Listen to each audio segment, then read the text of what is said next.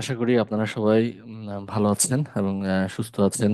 আপনারা 313 এবং 325 করে যারা সহকারী শিক্ষক এবং প্রদর্শক পদে ভাইবা দিয়েছেন, আপনাদের জন্য অনেকগুলো আমি লাইভ সেশন নিয়েছিলাম এবং পাশাপাশি বেশ কিছু পিডিএফ আপনাদের সাথে শেয়ার করেছিলাম। আম, আপনারা মোটামুটি একটা ভালো ভাইবা দিয়েছেন আশা করছি। তো আপনাদের অনেকেই হচ্ছে যে আমাকে ইনবক্সে বিভিন্ন প্রশ্ন নিয়ে নক করেছেন বা কিছু জিনিস জানতে চেয়েছেন। তো সবাইকে আমার ইন্ডিভিজুয়ালি তো আনসার করাটা পসিবল হয় না মাঝে মাঝে। তো আমি ভাবলাম যে আপনারা যেহেতু ভাইবাটা দিয়েছেন, আপনাদের সাথে কিছু কথা শেয়ার করি বা হচ্ছে যে কিছুক্ষণ আপনাদের সাথে লাইভে কথা বলি। আপনাদের যে প্রশ্নগুলো আছে সেগুলো একটু আনসার করে দেওয়ার চেষ্টা করি, তাহলে আপনাদের সামনের সময়গুলো আর দুশ্চিন্তায় কাটাতে হবে না।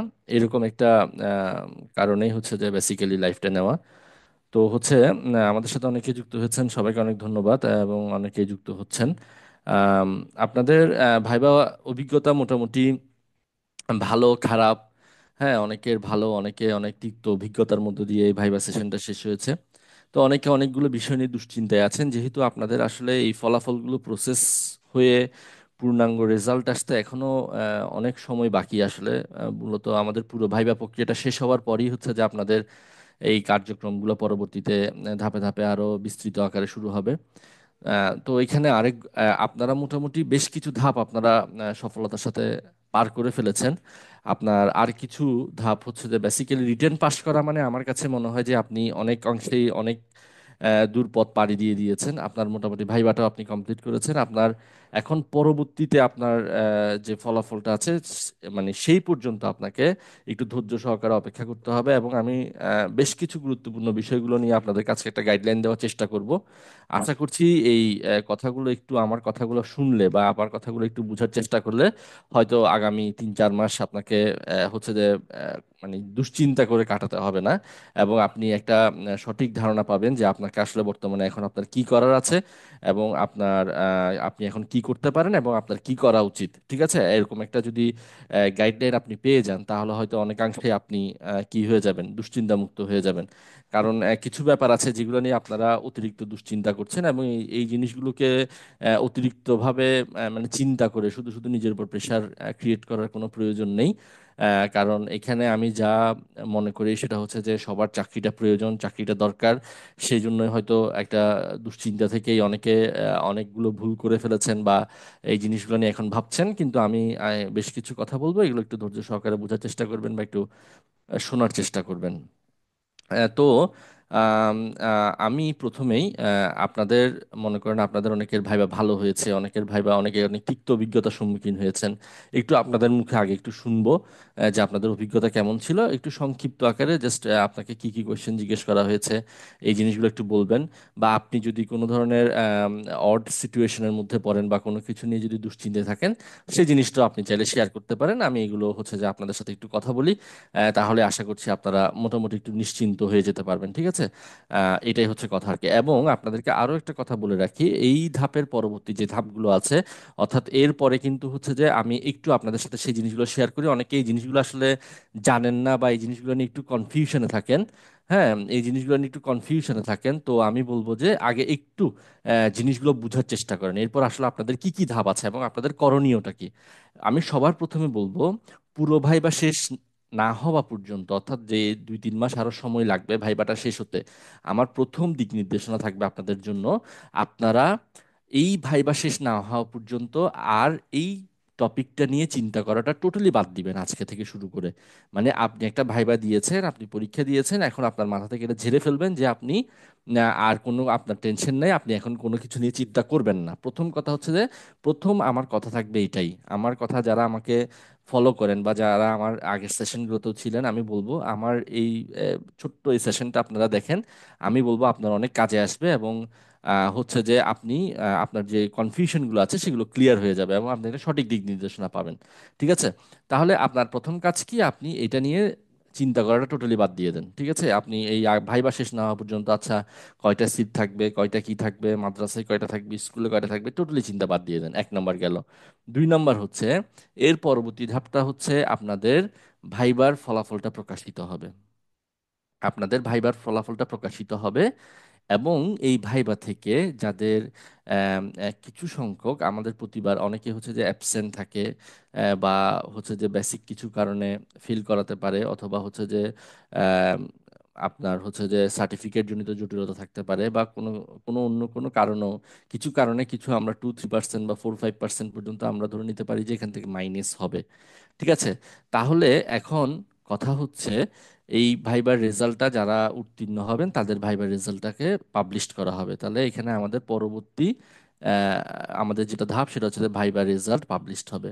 এবং এই ভাইবার রেজাল্ট পাবলিশড হওয়ার পরে আপনাদের হচ্ছে যে আপনাদের মানে লিখিত পরীক্ষার নাম্বারের উপর ভিত্তি করে আপনাদের যে মেরিট পজিশন আছে সেই মেরিট পজিশনটা আপডেট করা হবে। ঠিক আছে? মেরিট পজিশনটা, অর্থাৎ মেরিট পজিশনটা আপডেট বলতে আপনাদেরকে জাতীয় মেধা তালিকায় সংযুক্ত করা হবে। ঠিক আছে? জাতীয় মেধা তালিকা বলতে আপনি কিন্তু খুব সহজে ওয়েবসাইটে ঢুকে সেখান থেকে কিন্তু এই পর্যন্ত কম্পিউটার সায়েন্সের কতজন নিবন্ধনধারী আছে বা কে কত নাম্বার পজিশনে আছেন মার্কসটা দেখা যাবে না। আপনারা অনেকে আমাকে প্রশ্ন করেছেন যে ভাই আমাদের যে রিটেনের মার্কসটা আছে সেই মার্কসটা আমরা কখন দেখতে পারবো?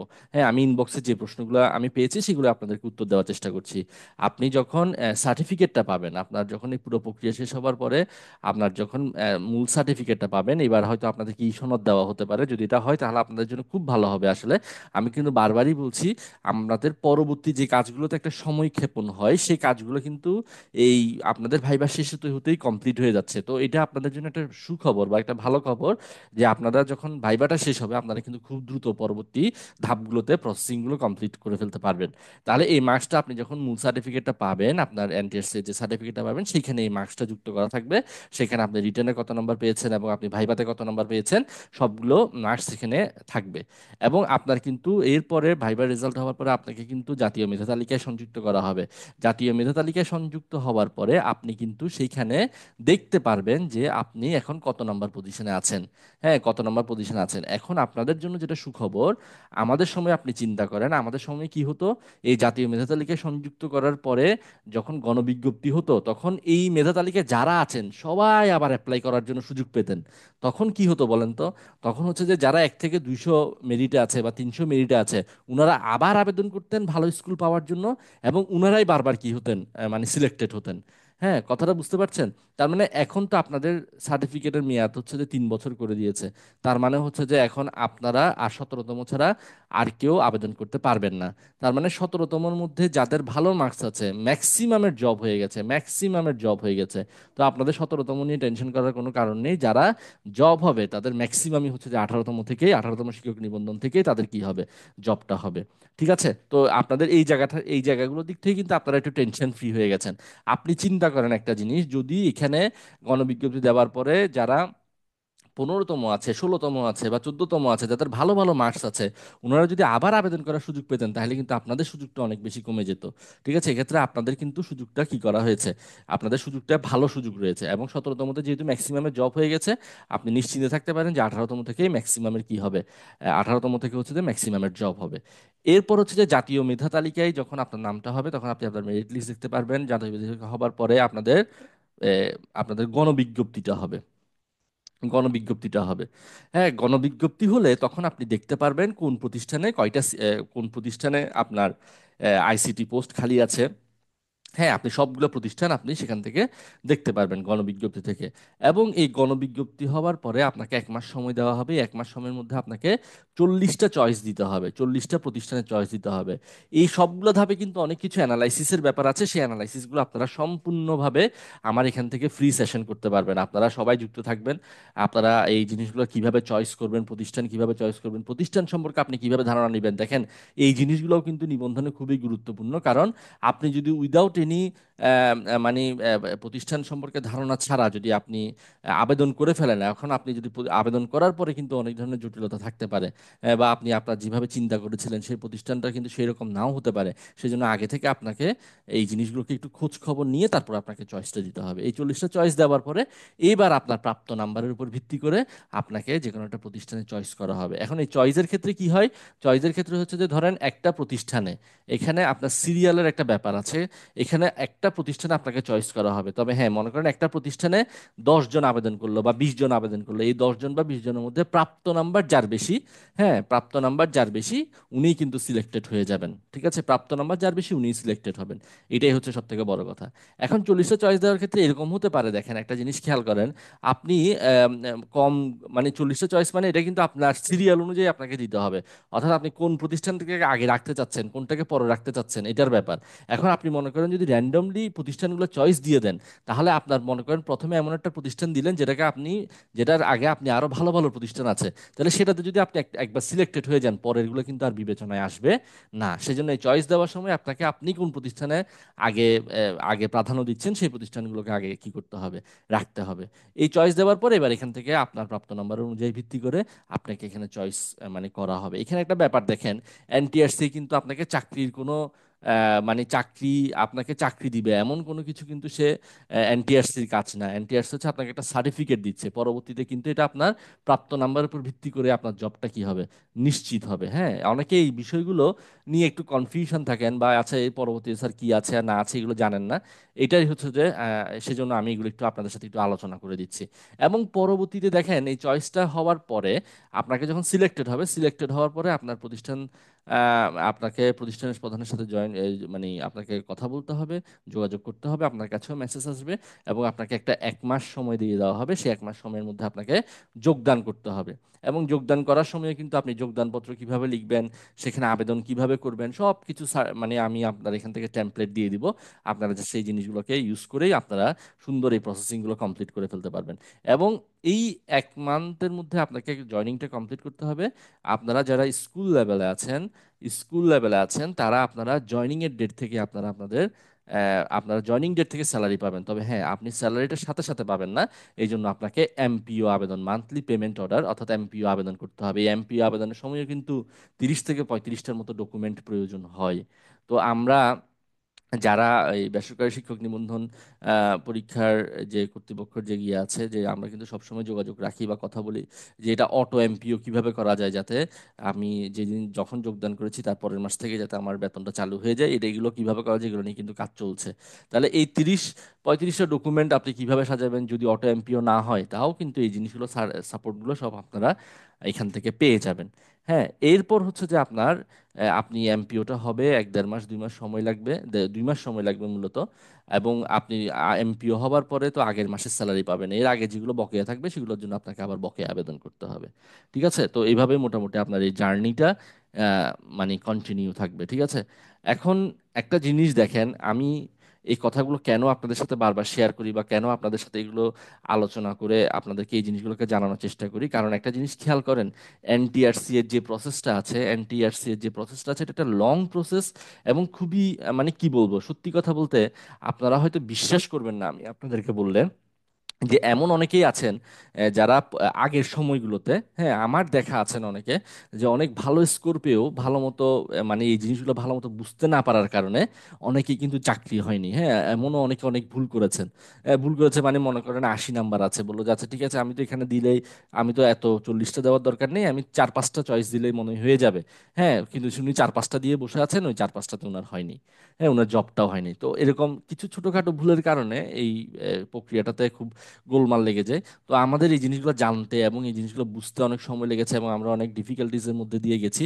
তো আমি চেষ্টা করি যে এই ইনফরমেশনগুলো যদি জানিয়ে রাখি, যারা এই নিবন্ধন প্রক্রিয়ার মাধ্যমে এই যে শিক্ষক নিবন্ধন পরীক্ষার মাধ্যমে যারা শিক্ষক হওয়ার জন্য ইচ্ছা আছেন, সহকারী শিক্ষক বা প্রদর্শক বা হচ্ছে যে কলেজ লেভেলে, আপনারা যদি এই জিনিসগুলো একটু জানা থাকে তাহলে এগুলো আপনাদের জন্য একটু বেটার। এবং যে কোনো কনফিউশনে অবশ্যই সবসময় যোগাযোগ করতে পারবেন। এটা গেল একটা ধাপ।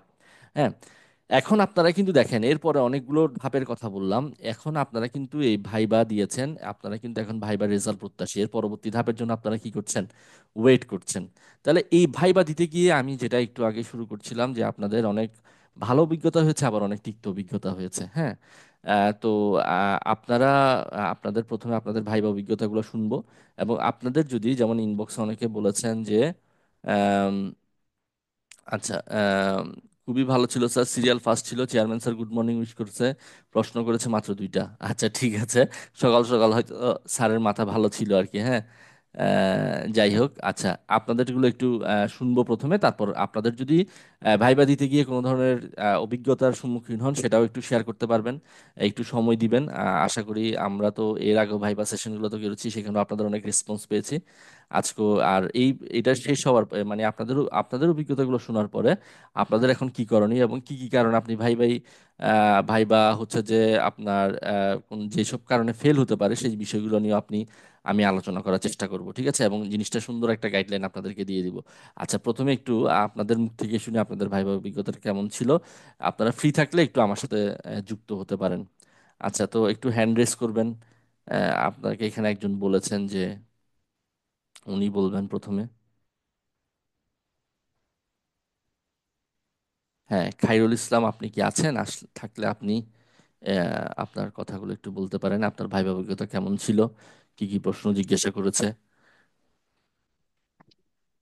জি স্যার, আসসালামু আলাইকুম স্যার। হ্যাঁ, ভালো আছেন? জি স্যার, ভালো আছি স্যার, আপনি ভালো আছেন? হ্যাঁ, হ্যাঁ, ভালো আছি। তো বলেন, জি কি স্যার। অবস্থা, আপনার স্যার ভাইবা অভিজ্ঞতা কেমন ছিল? স্যার এটাই বলার জন্য ইয়ে হ্যাঁ, করলাম স্যার। আমার ওই বাবা ছিল 6 তারিখে, হ্যাঁ, আর আমার গ্রুপ ছিল 3B, আর হুম, ভিতরে বোর্ড ছিল 10। হুম, আমার সিরিয়াল ছিল 22, 23 নাম্বার ছিল আমি আচ্ছা, 30 জনের ভিতরে। হুম, তো আমি স্যার ওই আপনার ওই উন্মুক্ত বিশ্ববিদ্যালয় থেকে ডিগ্রি করছি, আর পরে 1 বছর মেয়াদী অ্যাডভান্স কোর্স যেটা ওটা করছি। আচ্ছা, ঠিক আছে।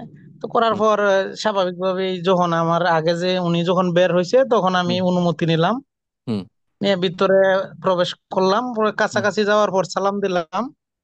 তখন হুম, চেয়ারম্যান স্যার আমাকে মানে বসতে বলছে। ওই বোর্ডে 2 জন ম্যাডাম, একজন স্যার, আচ্ছা, যে 3 জন ছিলেন, 2 জন হুম, ম্যাডাম, একজন স্যার।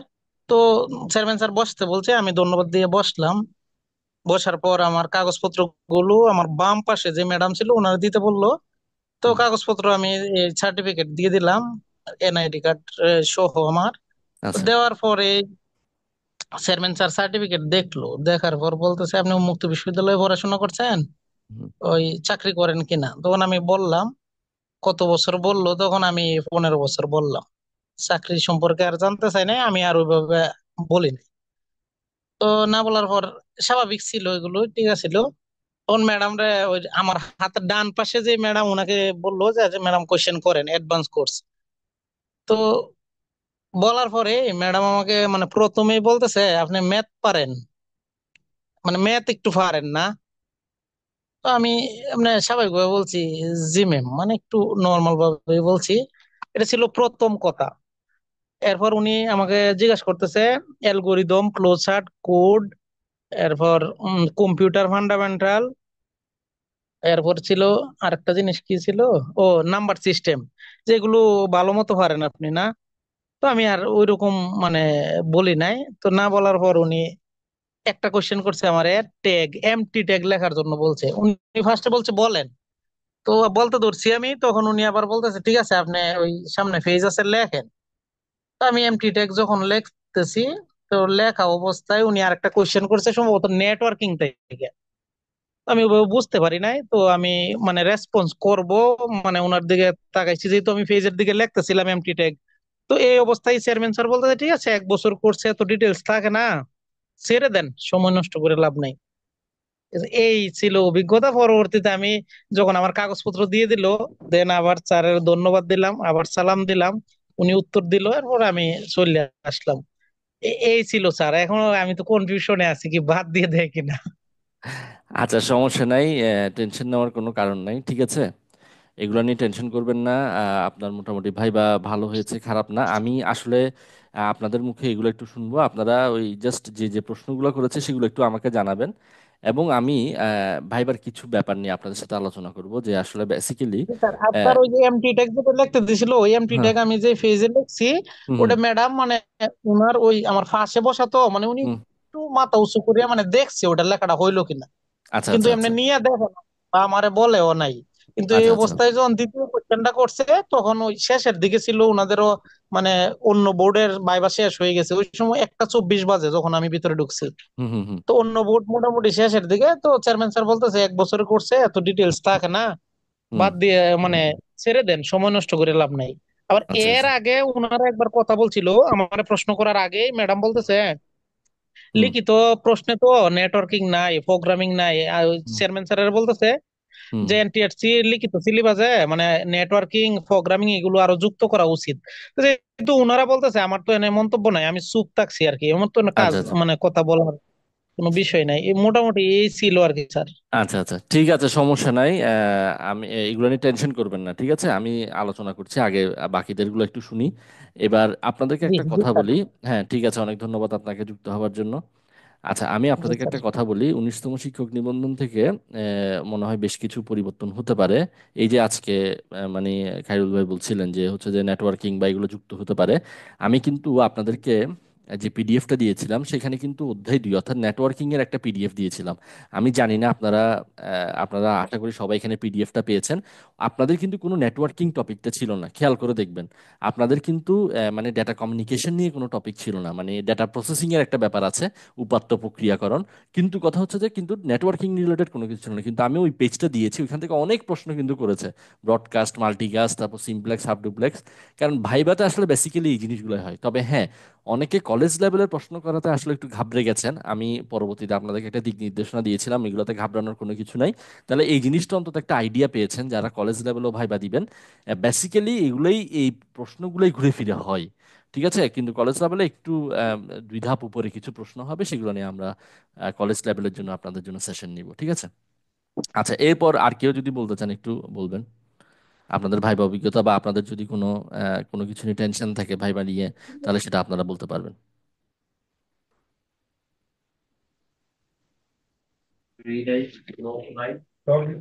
স্যার আসসালামু আলাইকুম।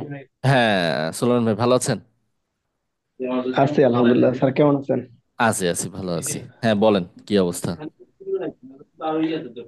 আমার হচ্ছে গত 7 তারিখে ভাইবা হয়েছে, হুম হুম হুম 11:30টার দিকে। হ্যাঁ, হুম তো হচ্ছে ভাইবা পরে ঢুকলাম। হুম ঢোকার পরে হচ্ছে আমার সামনে একজন স্যার ছিল, আর হচ্ছে হুম আমার লেফটে একজন, রাইটে একজন। হুম হুম ঠিক আছে। হুম তো হচ্ছে সালাম দিয়ে প্রবেশ করলাম, প্রবেশ করার পরে হচ্ছে বসতে বললো। হুম পরে ধন্যবাদ দিয়ে বসলাম। এরপরে আমার হাতে ফিয়া ছিল, কাগজ ছিল 3টা। হুম কাগজ বলতে হচ্ছে সার্টিফিকেট ছিল। হুম তো আমাকে বললো যে এগুলো রাখেন, টেবিলের উপর রাখেন। পরে রাখলাম, হুম পরে আগে হুম তো বসলাম। হুম বুঝছেন? হুম বসার পর আমার হচ্ছে বেশ কিছু কোশ্চেন করা হয়েছে। হুম এট ফার্স্ট আমাকে বলা হয়েছিল যে আপনি কিসে পড়াশোনা করছেন, হুম হুম। না কোন সাবজেক্টে আর কি। আমি হুম। বলছি যে কম্পিউটার টেকনোলজিতে। ঠিক আচ্ছা আছে, আচ্ছা। হুম হুম কম্পিউটার টেকনোলজিতে। পরে বললো ডিপ্লোমা। জি স্যার হুম ডিপ্লোমা। হুম কয় তা হচ্ছে আপনি ডিপ্লোমাতে কি কি কোর্স করছেন? হুম। তো আমি বুঝতে পারিনি আসলে, প্রথমে তো কোশ্চেনটা বুঝতে পারিনি যে ডিপ্লোমাই তো আমার একটা কোর্স, আমার এখানে হুম। আবার কেমন কোর্স করে। আচ্ছা আচ্ছা আচ্ছা। তো আমি স্যার বললাম স্যার আমি আসলে আপনার কোশ্চেনটা সঠিক বুঝতে পারতেছি না, যে আচ্ছা। ডিপ্লোমাতে কি কি কোর্স। পরে বললো যে আপনার ডিপ্লোমাটা তো পুরো একটা কোর্স, তাই না? হুম জি স্যার। কয় হুম এর ভিতরে কি কি ছিল। পরে হুম। আমি বুঝতে পারছি যে সাবজেক্ট গুলার কথা বলতেছে। আচ্ছা। পরে আমি বললাম যে এখানে ওয়েব ডিজাইন ছিল, গ্রাফিক ডিজাইন ছিল, আচ্ছা। সফটওয়্যার ডেভেলপমেন্ট সফটওয়্যার ডেভেলপমেন্ট ছিল, হুম হুম ডাটাবেস ছিল। হুম পরে আচ্ছা ঠিক আছে, তাহলে হচ্ছে সফটওয়্যার ডেভেলপমেন্ট ছিল, তাই না? জি স্যার ছিল। হুম কয় সফটওয়্যার ডেভেলপমেন্ট লাইফ সাইকেল তো শুনছেন, নাম শুনছেন, হুম। শুনছেন না? জি স্যার শুনছি। হ্যাঁ। হুম। বলে হচ্ছে তাহলে সফটওয়্যার ডেভেলপমেন্ট লাইফ সাইকেলের ধাপ কয়টি? আচ্ছা তো আমি বললাম 7টি। আর কোশ্চেন গুলো আছে এরকম ছিল, মানে কোশ্চেনের উপর কোশ্চেন ছুড়ে হুম। দেয় যেভাবে, এরকম আর কি। মানে আচ্ছা আচ্ছা। এতটা ধীরে কোর্স না কিন্তু। ঠিক হ্যাঁ আছে, মানে হ্যাঁ। কোশ্চেনের উপর কোশ্চেন ছুড়ে দিতেছে আর কি। আমি যে একটু থিঙ্ক করবো এটার কোনো চিন্তা ভাবনা নাই। সামনে তো আমি তো এমনিতে ছোট মানুষ, ছেলে মানুষ। দুই পাশে দুইজন, সামনে একজন আচ্ছা মুরব্বী আচ্ছা মানুষ, সে এমনিতেই আচ্ছা আবার তারও কোশ্চেনের উপর question। আচ্ছা। আমি আচ্ছা। বললাম যে 7টি। ঠিক আছে, বললাম 7টি। ঠিক আছে, তাহলে বললো 7টি কি কি। হুম আমি কিন্তু জানি স্যার যে 7টি কি কি, কিন্তু আমি যখন বলবো হুম। আমি এখন কোনটা দিয়ে শুরু করবো আমি মাথায় মানে ওই সময় ক্যাচ ইনস্ট্যান্ট করতে আসলে পারি না। আসলে ধারণা করা যায় না আর কি, হ্যাঁ। ঠিক আছে। পরে আমি বলতে শুরু করলাম যে সমস্যা চিহ্নিতকরণ, দেন সমস্যা বিশ্লেষণ, হুম দেন হচ্ছে প্ল্যানিং বা যে ওই ডিজাইন। ঠিক আছে। হুম এটা বলতে বলি নাই, পরে প্রথম দুটা যখন বলছি পরে হচ্ছে যে ঠিক আছে, আচ্ছা ঠিক আছে। হুম তারপর আমাকে একটা কোশ্চেন করলো যে ডি হেক্সাডেসিমেল তো শুনছে তাই তো? হুম জি স্যার শুনছি। হুম বলে যে হেক্সাডেসিমেলের ডি কত? হুম তো আমি বললাম হচ্ছে 13। বলে যে হেক্সাডেসিমেল কে বানাইতে করতে হলে কত কোটে করতে হয়? আমি বললাম স্যার 4 ডিজিটে করতে হয়। হুম কয়, ঠিক আছে তাহলে হচ্ছে আপনি এটাকে হেক্সাতে করেন, কি হুম আতে বাইনারিতে করেন। পরে 13 এর হচ্ছে আমি বাইনারি করলাম। আমি বললাম স্যার 13 এর বাইনারি করবো কাজে। এখন বাইনারি করলাম। বাইনারি করার পরে আমাকে বলতেছে যে এখন এটাকে আপনি হচ্ছে অক্টালে প্রকাশ করেন। ঠিক আছে। হুম পরে ওই বাইনারিটাকে আবার হচ্ছে আমি অক্টালে প্রকাশ করলাম। তো এখন আমার এখন আমার হচ্ছে আমার একটা কনফিউশন লাগে যেটা, হুম যে আমি হেক্সাতে যখন হচ্ছে বাইনারিতে করছি 4 বিটে, হুম তখন তো হুম হচ্ছে আমি একটা সূত্র যেটা মাথায় রাখি সেটা হচ্ছে আপনার যে 8421, হুম হুম হুম এটাতে হিসাব করে কিন্তু করি। হুম ঠিক আছে। তো হচ্ছে এখন আমি 8421 এটা হিসাব করছিলাম না 1248 আচ্ছা, এইটাতে হিসাব করছিলাম আমি এইখানে যাই হোক মানে। মানে এটা নিয়ে কনফিউশন। এরপর আর কোনো প্রশ্ন করেছে? হ্যাঁ, তারপর আর কোশ্চেন করছে। হুম তোর ওর হচ্ছে ওটাকে আবার হচ্ছে অক্টালে করলাম। অক্টালে হুম করার পর আমাকে বললো যে আপনি হচ্ছে বিসিডি কোড সম্পর্কে জানেন? যে জি স্যার জানি। তো হুম এটা কত বিটের করা লাগে স্টেমের ইয়াতে বাইনারিতে? হুম আমি বললাম 4 বিটের। হুম পরে 7 এর বিসিডি কোড কত হুম লেখেন। হুম 7 এর বিসিডি কোড লিখলাম হুম হচ্ছে একটা জিরো আর ওয়ান, ওয়ান আর তিনটা ওয়ান। হুম হুম সেটা 7 এর বিসিডি কোড দিলাম। দেওয়ার পরে আমাকে একটা হচ্ছে প্রোগ্রামিং থেকে ছোট্ট একটা ইয়া করছিল, সেটা হচ্ছে উনি লিখছে A=5, B=7। হুম তো এখন একটা কন্ডিশন দিছে A=5, B=7, দেওয়ার পরে হুম কন্ডিশন দিছে যে বি গ্রেটার দেন এ। হুম তো আমাকে বলতেছে যে এটা এই কোশ্চেনটা করছিল কখন, এই মানে নাম্বার সিস্টেমের আগে যখন ওই সফটওয়্যারের কথা বলছিলাম তখনই কিন্তু এইটা ওর সাথে কোশ্চেন করছিল, বলতে ভুলে গেছি। আচ্ছা আচ্ছা A=5, A=5, B=7, B greater than এ। হুম এখন আমাকে বলতেছে এইখানে হচ্ছে ভুল আছে কোথায় হুম বা এরর আছে, কি এরর আছে এখানে বলেন। হুম তো আমি বললাম স্যার এখানে তো কোনো এরর নাই, এখানে হচ্ছে আপনার কন্ডিশন যেটা লিখছেন এটা কন্ডিশন ট্রু, সত্য, ঠিক আছে এটা। কয় না আপনি বলেন এখানে কি ভুল আছে, কি এরর আছে, এখানে একটা এরর আছে, কি এরর আছে বলেন। আমি বললাম না স্যার এখানে কোনো হচ্ছে এরর নাই, এখানে কোনো ভুল নাই, আমি তো এখানে দেখতেছি ঠিক, সব ঠিক আছে। কয় না আপনি বলেন এখানে কি আছে, সিনট্যাক্স এরর না কি এরর আছে বলেন। আচ্ছা পরে আমি বলছি স্যার এখানে এখানে সিনট্যাক্স এরর আছে। আচ্ছা পরে আমার কয় থেট। আচ্ছা ওই যখন সফটওয়্যার বসে গেছো তখন কয় থেট। হ্যাঁ না আমি বুঝতে পারি এখানে কি এরর হবে, কিন্তু এরর তো কোনো কথাই না। আচ্ছা কি আপনি বলেন তো এখানে কি কি হবে। কি লিখা এ ছিল? সমান A=5, হুম B=7, আচ্ছা তার নিচে লিখছে বি গ্রেটার দেন এ।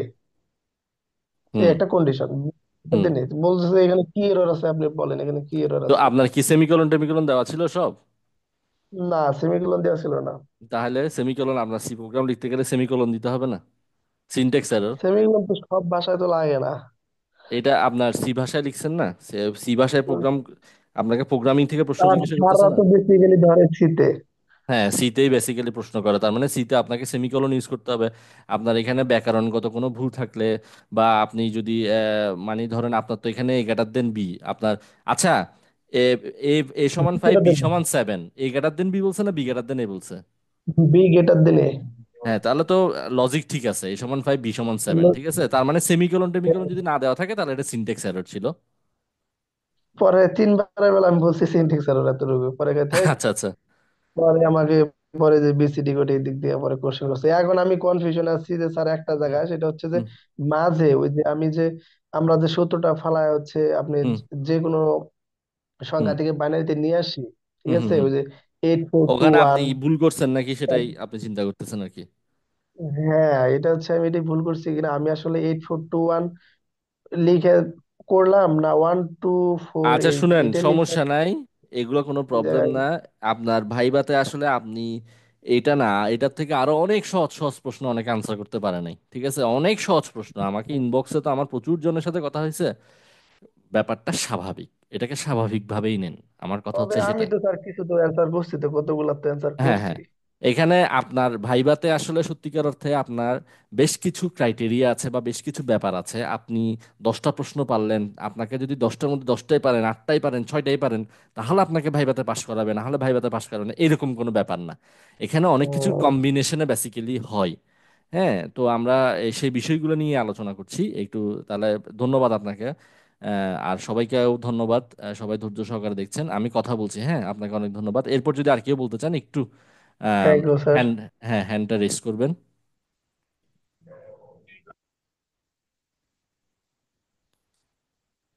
আপনাদের 18তম শিক্ষক নিবন্ধন ভাইভাতে 315 এবং 313 এবং 325 করে যারা ভাইভা দিয়েছেন, আপনাদের ভাইভা অভিজ্ঞতাগুলো একটু শেয়ার করতে পারেন।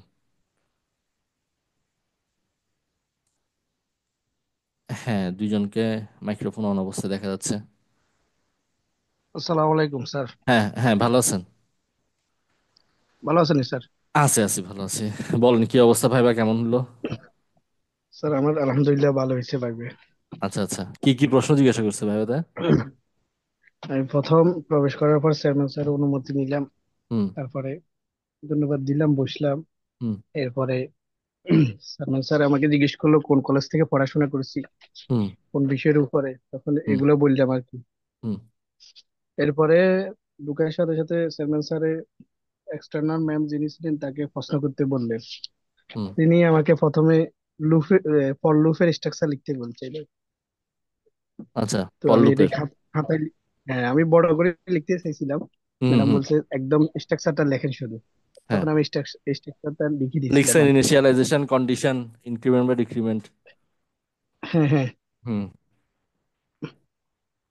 আমি তার- এভাবে লিখি না স্যার। আচ্ছা আমি লিখছি ফর দি মানে আই ইনিশিয়ালাইজ ওয়ান মানে হচ্ছে ওয়ান, এগুলা দিয়ে আচ্ছা লিখছি আচ্ছা আমি। আচ্ছা, এইভাবে করে লিখছেন, আচ্ছা যাই হোক। হ্যাঁ, স্ট্রাকচার বললে আসলে বেসিক্যালি সবসময় আপনাকে তো কোনো একটা লুপ চালাইতে বলে নাই, আপনাকে একটা স্ট্রাকচার দেখাইতে বলছে। স্ট্রাকচারের ক্ষেত্রে প্রথমে খেয়াল রাখবেন এটা, যারা কলেজ লেভেলে ভাইবা দিবেন, প্রথমে ইনিশিয়ালাইজেশন ফর লুপের ক্ষেত্রে, অর্থাৎ আই এর মান কত থেকে শুরু হবে। তারপর আপনাকে লিখতে হবে হচ্ছে যে কন্ডিশন, অর্থাৎ শর্তটা কি হবে। এরপরটা হচ্ছে ইনক্রিমেন্ট বা জি। ডিক্রিমেন্ট। ঠিক আছে, এইটাই দেখাইতে হবে। ঠিক আছে, তার আচ্ছা সমস্যা নেই, আমাকে আপনি বুঝাইতে পারছেন। আমাকে কিছু বলে না, এটা লেখার হুম। সাথে ম্যামের মাথা মানে নাড়াচাড়া করছিল আচ্ছা এটাই। আচ্ছা, ঠিক আর আছে, কিছু তাহলে বলে না। তাহলে হয়েছে, সমস্যা নেই। তারপর? এরপরে জিজ্ঞেস করছে হোয়াইট বক্স কি। তা আচ্ছা। আমি কইছি কোডের অভ্যন্তরীণ পরীক্ষা করা হয়। এরপরে হুম এটা পারার পরে জিজ্ঞেস করছে ব্ল্যাক বক্স কি। হুম ওইটাও বললাম সফটওয়্যার কার্যকারিতা হুম পরীক্ষার জন্য কোডের অভ্যন্তরীণ পরীক্ষা করা হয় না। হুম হুম হুম। এরপরে তিনি আমাকে জিজ্ঞেস করলেন আচ্ছা স্যার বলেন তো অথেন্টিকেশন ভেরিফিকেশনের মধ্যে পার্থক্য কি। ওকে। তো এটা আমি নিজ থেকে দিছিলাম। দিছি হুম আর সম্ভবত লাস্টেরটা বুঝতে পারেনি, আর আবার জিজ্ঞেস হুম করছে যে পার্থক্যটা বলেন। হুম তখন হুম আমি হুম। বলছিলাম ভেরিফিকেশন হচ্ছে যে কোনো কিছু প্রোগ্রামে ভুল টুটি হলে তা যাচাই করার জন্য ব্যবহার করে। আচ্ছা এরপরে জিজ্ঞেস করছে আপনার ক্লাউডিং কম্পিউটিং। আচ্ছা আচ্ছা, তো ক্লাউড এটা বললাম কম্পিউটিং। যে তথ্য সংরক্ষণ, তথ্য প্রক্রিয়াকরণ প্রযুক্তি হুম। অথবা ইন্টারনেট তথা ওয়েবের সাথে সংযুক্ত গ্লোবালের সুবিধা হ্যাঁ হ্যাঁ। ভোগ করার পদ্ধতি, এটা হ্যাঁ হ্যাঁ। বলছিলাম। তখন আচ্ছা চেয়ারম্যান স্যারে ছেড়ে দেওয়ার সাথে সাথে উনি ছাড়িয়ে দিছে। আচ্ছা আচ্ছা, যাই হোক, ভালো অভিজ্ঞতা হয়েছে আপনার, মোটামুটি টেনশনের কোনো কারণ নাই। রিটেনে কত নাম্বার পাবেন সেটা বলেন। স্যার আমার লিখিত আমার সহজ আসছে, কিন্তু আমি এলোমেলো করে ফেলছি পরীক্ষায় বুঝছেন। আচ্ছা আচ্ছা আচ্ছা আচ্ছা, ঠিক আছে, মানে সমস্যা না। 50-50 মতো আশা করা যায় লিখিত। আচ্ছা আচ্ছা, ঠিক আছে, সমস্যা নেই, টেনশনের কোনো কারণ নাই। আপনাদের সাথে আলোচনা করছি এইসব বিষয় নিয়ে। অনেক ধন্যবাদ আচ্ছা সাকিব। স্যার, স্কুলে 50 নাম্বার রিটেন পাইলে কি চাকরি হওয়ার সম্ভাবনা আছে? আছে, ভালো সম্ভাবনা আছে, ভালো সম্ভাবনা আছে, টেনশন করার করার কারণ নাই, সবার চাকরি হবে। দেখেন, আমি কিভাবে হবে সেই জিনিসটা আমি আপনাদের সাথে আলোচনা করছি। আচ্ছা, এরপর আর কেউ যদি বলতে চান একটু বলবেন। আসসালামু আলাইকুম। হ্যাঁ হ্যাঁ, ভালো আছেন? আলহামদুলিল্লাহ ভালো আছি। হ্যাঁ হ্যাঁ হ্যাঁ। কি আমি অবস্থা ছিলাম বলেন? 7 তারিখে, হুম 7 জানুয়ারিতে ছিলাম 8B তে। আচ্ছা। আমি 26 নাম্বার সিরিয়াল ছিলাম। হ্যাঁ। আমার যে সামনে ছিল ও 25 নাম্বারে, তাকে 5 থেকে 6 মিনিট রাখছে। আচ্ছা আচ্ছা। তারপরে আমি ঢুকলাম, অনুমতি নিলাম। হ্যাঁ, মতিউর রহমান ভাই, আপনি বলতে পারবেন।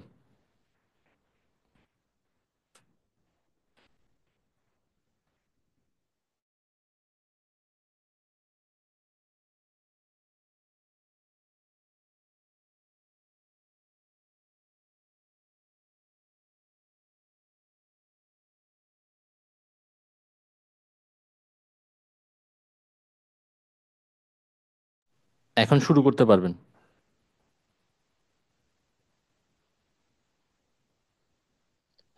ভাই, হ্যাঁ হ্যাঁ হ্যাঁ, বলেন। তারপর আমি ভিতরে ঢুকলাম, কাগজ দিলাম। হুম হুম বললো, এক্সটার্নাল স্যার বললো যে আপনার 4 বছরের কোর্স। হুম বললাম যে, হুম জি স্যার। হুম তারপরে বলছে, একটা শব্দ ব্যবহার করছে যে বিএসসি ইন সিএসসি, অর্থাৎ এমন ভাবে বোঝাচ্ছে যে আসলে বিএসসি ইন সিএসসি বোঝাইতে, কিন্তু সিএসসি না বলে সিএসসি বলছে। এটা আমি বললাম সরি স্যার। পরে আবার ভেঙে বলতেছে, আহ 4 বছরের কোর্স সিএসসি থেকে পড়ছেন। বললাম যে, জি স্যার। তখন বললো তো তাহলে তো বিএসসি ইন সিএসসি। তখন আমি বললাম যে সরি স্যার। অর্থাৎ মানে স্যার এমন ভাবে বলছে যেটা বিএসসি ইন সিএসসি স্পষ্ট হয়নি। হম তারপরে আচ্ছা। যে হুম চেয়ারম্যান স্যার ছিল, হুম চেয়ারম্যান স্যার বলতেছে যে কোথায় পড়াশোনা করছেন। আমি বললাম যে ইসলামী বিশ্ববিদ্যালয়। বলছে আচ্ছা। কোন ডিপার্টমেন্টে। আমি বললাম হুম যে সিএসসি তে। হুম হুম আমাকে বললো যে ইসলামী বিশ্ববিদ্যালয় তো আইসিটি বেসড। বললাম যে জি স্যার। তারপরে একটা ইশারা করলো যে প্রশ্নটা করবে এক্সটার্নাল স্যার। এক্সটার্নাল স্যার বলতেছে যে উম, আপনি তো বিএসসি করছেন, ডাটাবেজ ম্যানেজমেন্ট সিস্টেম তো পড়ছেন। জি স্যার। ডাটাবেজ ম্যানেজমেন্ট সিস্টেমের কোনটা করছেন। আমি বললাম যে মাই এসকিউএল। বললো এসকিউএল ল্যাঙ্গুয়েজ কত প্রকার। আমি বললাম 3 প্রকার। তারপরে বলুন তো কি কি। আমি বলতে গেলাম, বলতে গিয়ে অর্থাৎ দ্বিতীয়টা আমার খাতায় নোট করা ছিল, দ্বিতীয়টা মনে পড়ছিল না। আমি বললাম কুয়েরি ল্যাঙ্গুয়েজ, কুয়েরি তারপরে মনে ছিল না এসকিউএল। পরে বলে দিল যে কুয়েরি বাই এক্সাম্পল। পরে বললাম যে কুয়েরি বাই এক্সাম্পল আর হলো এসকিউএল অর্থাৎ স্ট্রাকচার কুয়েরি ল্যাঙ্গুয়েজ। পরে বলতেছে এই তিনটার মধ্যে ভালো কোনটা। আমি বললাম যে এসকিউএল। এখন এইটা বলার পরে যে চেয়ারম্যান স্যার ছিল, সে বলতেছে যে স্যার ছেড়ে দেন। কিন্তু এক্সটার্নাল স্যার কিছু বলছে না। আবার বলতেছে স্যার ছেড়ে দেন। আচ্ছা। তাও কিছু বলছে না। হুম পরে আমি কোনো একটা সময়, খুব কম সময়ের মধ্যে আমি স্যারের দিক তাকাইছি, অর্থাৎ চেয়ারম্যান স্যারের দিক তাকাইছি। আমাকে বলতেছে আচ্ছা ঠিক আছে, পরের লোককে পাঠায় দেন। আমি সাথে সাথে হচ্ছে উঠছি, দাঁড়াইছি, দাঁড়ানোর পরে কাগজটা নিয়ে সালাম দিয়ে বের হয়ে আসি। কিন্তু এক্সটার্নাল স্যার আমাকে কিছু বলেনি। কিন্তু আমার সেই সময়টা 1 থেকে 1.5 মিনিটের মধ্যে। আচ্ছা আচ্ছা, ঠিক আছে। বুঝতে পারছি, মানে মোটামুটি একটা অভিজ্ঞতার সঞ্চয় করেছেন আর কি, তাই কি? জি জি, কিন্তু আমি বুঝতেছি না যে আসলে ঘটনাটা কি হলো। আসলে ছেড়ে দেয় এক্সটার্নাল স্যার দেয় না আসলে চেয়ারম্যান স্যারই দেয় বিষয়টা। আর না, আমার এটা আমার এ, সময়টা হচ্ছে খুবই কম। না না, এগুলো কোনো সমস্যা নেই। মানে আপনার মনে হয় 2-3 মিনিটের মধ্যে মনে হয় ভাইবা বোর্ড থেকে বেরিয়ে গেছেন, এক তাই না? মিনিটও না, মানে আমার 1 থেকে 1.5 মিনিট আমার সাথে খুব হ্যাঁ ফাস্ট হ্যাঁ কথা হচ্ছে। 1 থেকে 1.5 মিনিট হলো, আমি এত সময় ধরে কথা বলতেছি। কিন্তু হ্যাঁ এই হ্যাঁ কথাগুলো যখন ভিতরে হবে, তখন এর হ্যাঁ। পরিমাণটা হলো 1 থেকে 1.5 মিনিটের মধ্যে। মানে বিষয়টা এত দূর না। আচ্ছা আচ্ছা আচ্ছা, যাই হোক, সমস্যা এখানে নাই। কোনো, এটা এটা নিয়ে টেনশন করার কিছু নাই। হ্যাঁ, এটা নিয়ে টেনশন করার কিছু নাই। আপনার মোটামুটি ভাইবাটা ভালোই ছিল। এটা নিয়ে আপনার আলাদা করে দুশ্চিন্তা করার মতো কিছু নেই আর কি, ঠিক আছে? জি, ঠিক আছে, থ্যাংক ইউ। সমস্যা নেই। আমি সবগুলো বিষয় নিয়ে কথা বলছি। হ্যাঁ, মাহফুজুর রহমান ভাই, হ্যাঁ বলতে পারবেন। সালাম আলাইকুম স্যার। হ্যাঁ হ্যাঁ, ভালো আছেন? জি, আপনি ভালো আছেন? হ্যাঁ, আছি আছি, ভালো আছি। বলেন, কি অবস্থা ভাইবার, কেমন স্যার, অভিজ্ঞতা হলো? অভিজ্ঞতা স্যার ভালো মন্দ সবই আর কি। আচ্ছা আচ্ছা। তার তো মানে কিছু নিয়ে টেনশনের বিষয় আছে। জি স্যার, আচ্ছা, বলেন কি অবস্থা, বলেন। প্রথম ব্যাপার ছিল তো স্যার ওই হ্যাঁ কি ভিতরে ঢুকলাম, সালাম দিলাম, হ্যাঁ হ্যাঁ হ্যাঁ। অনুমতি নিয়ে ঢুকলাম আর কি, সালাম হুম হুম দিলাম তো হুম হুম আহ, একজনে কাগজ চাইলো, আর একজনে বসতে বললো, যাক কোনটা আগে করছি মনে নাই। হ্যাঁ হ্যাঁ হ্যাঁ হ্যাঁ হ্যাঁ হ্যাঁ। ওই সময় ধন্যবাদ দিতে মনেও নাই, বসে গেছি আর কি। আচ্ছা আচ্ছা, যাই হোক, সমস্যা তো নেই। তারপরে আর এক্সটার্নাল স্যার কোশ্চেন করা শুরু করলো, মানে আর কোনো হুম কিছু জিজ্ঞেস নাই, ডাইরেক্ট কোশ্চেন। হুম মানে নাম কি, কোথা থেকে আসছি, কোথায় পড়ছি, কোনো কোশ্চেন নাই। হুম হুম। মানে চেয়ারম্যান স্যার মানে কথাই বলে নাই আমাদের, আমার আর সামনে আরো দুইজন ঢুকছে, তাদের সাথেও কথা বলে নাই। আচ্ছা আচ্ছা আচ্ছা। এক্সটার্নাল স্যার কোশ্চেন করতেছে, ম্যাডাম ছিল, হুম হুম উনি হুম আবার মানে আর কি ছেড়ে দিচ্ছে আর কি, যে ঠিক আছে আসেন, হুম এরকম সিস্টেম আর কি। চেয়ারম্যান স্যার মানে শুধু বসে আছে। আমার হুম। আমার ভাইবার সময় আবার একটা দুইটা কোশ্চেন করার পরে স্যার আবার এক্সট্রা চেয়ারম্যান স্যার উঠে আবার পাশে সোফায় যায় বসে আছে। আচ্ছা আচ্ছা। মানে মনে হচ্ছে যে ওইখানে ছাড়তে পারলে আর ঢুকাইতে পারলেই মানে ওনারা বাঁচে। বাঁচে, এরকম অবস্থা। আচ্ছা 7 তারিখের আচ্ছা ভাইবার ঘটনা আর কি। আচ্ছা আচ্ছা আচ্ছা। তো ম্যাডাম হচ্ছে জিজ্ঞেস করলো যে আপনি তো দরজা টান দিয়ে আসলেন, তো এটা যদি হ্যাঁ। আহ, অন্যভাবেও আসা যায়, সেটা সেটা কি কি পদ্ধতি বলে আর কি। তো হুম হুম হুম। বললাম যে এটা বায়োমেট্রিক। তো বললো, আচ্ছা ঠিক আছে। তো আচ্ছা। তারপরে জিজ্ঞেস করলো চ্যাট জিপিটি শুনছি কিনা। তো আমি হ্যাঁ ওইটা হ্যাঁ। একটু আর কি টেনশনে হুম হুম হুম। মানে আসলে ভালো করে বলতে পারি নাই। আচ্ছা আচ্ছা তারপরে আচ্ছা। তারপরে জিজ্ঞেস করলো যে আমরা তো এখন ওই ইন্টারনেটে সার্চ দিলে হুম সব তো একবারে পাই। হুম হুম হুম তো এটা আসলে কি, মানে এখন আমি ওয়েব অ্যাড্রেস বলবো না গুগল সার্চ ইঞ্জিন বলবো? হুম হুম হুম এটাতে প্রথমে আর কি ভুলে ওয়েব অ্যাড্রেস বলছি। তো ম্যাডাম বললো যে ওইটা না, মানে হুম। আরেকটা কিছু আর কি। আচ্ছা আচ্ছা আচ্ছা। তো পরে আমি মানে একটা থতমত হয়ে গেছি। তো আচ্ছা। বললাম যে আমি আবার হুম ব্রাউজারের নাম বলা হুম বলা শুরু করছি। তো হুম করছে না, আপনি সার্চ ইঞ্জিনের নাম শুনছেন? জি হুম ম্যাডাম। হুম হুম জি ম্যাম বা জি এরকম বললাম। হুম হুম আচ্ছা বলেন তো একটা সার্চ ইঞ্জিন। বললাম গুগল। হুম তারপরে সি আর হচ্ছে অবজেক্ট ওরিয়েন্টেড প্রোগ্রামিং এর নাম শুনছি কিনা জিজ্ঞেস করলো। হুম হুম হুম বললাম জি শুনছি। তো বললো হুম যে আচ্ছা বলেন তো কোনগুলা। তো বললাম সি প্লাস প্লাস, জাভা। হুম। তো বললো এটার বৈশিষ্ট্য বলতে বললো। তো ক্লাস আর হচ্ছে অবজেক্ট বলার পরে ম্যাডাম বললো যে আচ্ছা ঠিক আছে আপনি আসেন। আচ্ছা আচ্ছা। তো পাশে যে স্যার সার্টিফিকেট দেখতেছিল, উনি পরে হুম বললো ঠিক আছে সার্টিফিকেটটা নেন। হুম পরে হুম হুম। নিলাম। এটা হচ্ছে আমার পাঁচে বোর্ড নাম্বার ছিল 1 নাম্বার, 7 তারিখে একজন জিজ্ঞেস করছে যে কোন বোর্ডে। হ্যাঁ হ্যাঁ হ্যাঁ। তো এটা হচ্ছে 1 নাম্বার বোর্ড, পাঁচের হুম। এ গ্রুপে ছিলাম আচ্ছা 7 তারিখ। তো পরে সালাম দিয়ে বের হয়ে আসলাম আর বললো যে আহ, যে আছে পরে তাড়াতাড়ি পাঠায় দেন। আচ্ছা। তো ওইভাবে আর কি সালাম দিয়ে বের হয়ে আসলাম। তো আসলে কি হলো, আহ, কি মানে খুব কোনো দ্রুত গেছেন, দ্রুত চলে আসছেন। জি মানে কোনো দেখা যাচ্ছে যে ওরকম কোনো কথা বলা বা কোনো কিছু ইজি করার জন্য হুম হুম। বা যে চেয়ারম্যান স্যার কথা ওইরকম আসলে বলে আমি আপনাদেরকে ব্যাপারটা বলি, আপনাদের আসলে ভাইবা পরীক্ষার্থী বেশি তো, আপনাদেরকে আসলে ওইভাবে আপনাদেরকে হচ্ছে যে ইন্টারোগেট করার বা আপনাদেরকে ওইভাবে হচ্ছে যে কোয়েশ্চেন করার কোনো সুযোগ নেই। ব্যাপারটা বুঝেছেন? কারণ আপনাদের তো ভাইবা দ্রুত শেষ করার একটা ব্যাপার ছিল, বা ভাইবা দ্রুত কত দ্রুত শেষ করা যায় সেই বিষয়টার প্রতি খেয়াল রাখা দরকার ছিল। এখন একটা জিনিস একটু বুঝেন। অনেক ধন্যবাদ মাহফুজুর ভাই, আরেকজন হাত তুলেছেন, আমি আপনার কথা শুনছি। আমি তার আগে একটু বলি, আমাদের আসলে যারা আপনারা 18তম আছেন, আপনাদের যেটা সর্বপ্রথম এখন যে বিষয়টা সেটা হচ্ছে যে কত দ্রুত ভাইবাটা শেষ করা যায়, ঠিক আছে? আপনারা যারা ভাইবাতে আচ্ছা শেষ দিকে স্যাররা ধৈর্য হারা হয়ে যায়, সকালবেলা প্রথম দিকে কিছুটা ঠিক থাকে। হ্যাঁ, এটা স্বাভাবিক ব্যাপার আসলে, এটা স্বাভাবিক একটা ব্যাপার। আর আপনারা যেটা আপনাদের যেটা 18তম মতো আছেন, আপনাদের যেটা এখন আপনাদেরকে এনশিওর করতে হবে সেটা হচ্ছে যে কত দ্রুত আসলে ভাইবাটা শেষ করা যায় এবং কত দ্রুত আপনারা বুঝতেই পারছেন। আপনারা যারা ভাইবাতে দিয়েছেন এখানে আসলে আম, আপনি যদি আমাকে জিজ্ঞাসা করেন যে এখানে ভাইবাতে কিভাবে ফেল করাবে বা যারা যে 5% যে ফেল করে, এই জিনিসগুলো নিয়ে আসলে আমি কথা বলছি। একটু আপনাদের ভাইবা অভিজ্ঞতাগুলো আগে শেষ করি। হ্যাঁ, সুরঞ্জিত আপনি বলতে পারবেন। স্যার আমি একটু হ্যাঁ বলি হ্যাঁ ওই হ্যাঁ যে হ্যাঁ হ্যাঁ, বলেন বলেন। যখন আমাদেরকে বসাইছিল 4 তলায় হুম। ইন্টার্নশিপ অফিসের যে ওইটাতে আমরা আর কি হ্যাঁ ওখানেই ভাইবা হয়েছে। হ্যাঁ হ্যাঁ হ্যাঁ। তো ওইখানে স্যাররা আলোচনা করতেছিল যে আজকে 12:30টার মধ্যে শেষ করে দিব, মানে এরকম আর কি। নিজেরাই আর কি সব স্যার, এক্সটার্নাল স্যার গুলা হ্যাঁ হ্যাঁ। ওইখানে সব প্রথমে বসছিল আর কি, আমাদের সাথেই বসছিল। হুম হুম হুম আমাদেরকে এক সাইডে বসলো, স্যারদেরকে আর মানে সামনে বসাইছিল। তো পরে চেয়ারম্যান স্যার ডাকে ওনাদেরকে মনে হয় ব্রিফিং করলো। করার পরে হুম যার যার বোর্ডে আর কি পাঠাইলো। তো স্যার আমার সার্টিফিকেট এমনি ভালো, আমার হচ্ছে বেগম রোকেয়াতে পড়া। হুম হুম তো মানে এখন কি হবে, পাস করবো কিনা টেনশনে আছি আর কি। না তো না, টেনশনের কিছু নাই। আমি তো আসলে ইনবক্সে প্রচুর মেসেজ পাচ্ছি, ব্যাপারটা বুঝছেন, সেই জন্যই তো আসলে ভাবলাম যে একটা সেশন করি, করে আপনাদের সাথে একটু কথা বলে করে সেটা ইউটিউবে দিয়ে দিব। যে তাহলে হচ্ছে যে আপনারা জিনিসগুলো বুঝতে পারবেন। শুনেন, টেনশন করার কোনো কিছু নাই।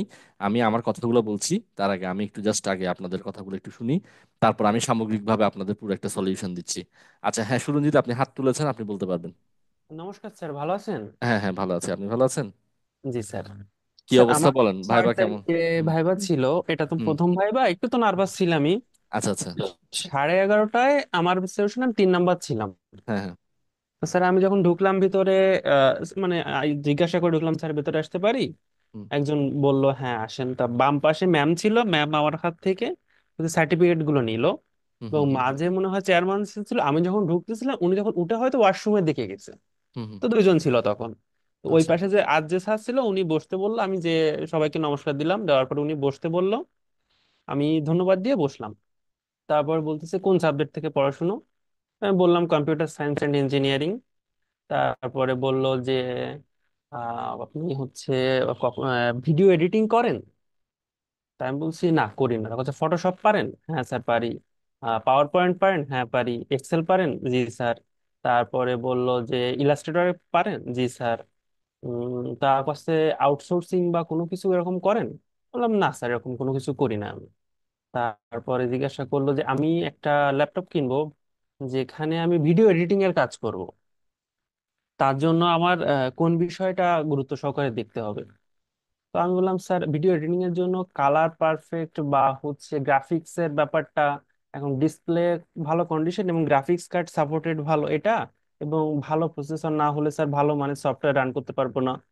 তারপরে বলতেছে স্পেসিফাই কিছু। বললাম স্যার এটা তো স্যার কত ভালো নেওয়া যাবে এটা তো বাজেটের উপর ডিপেন্ড করে, যে আমি কত ভালো নিব। তা বলছে হ্যাঁ, টাকা ম্যাটার করে।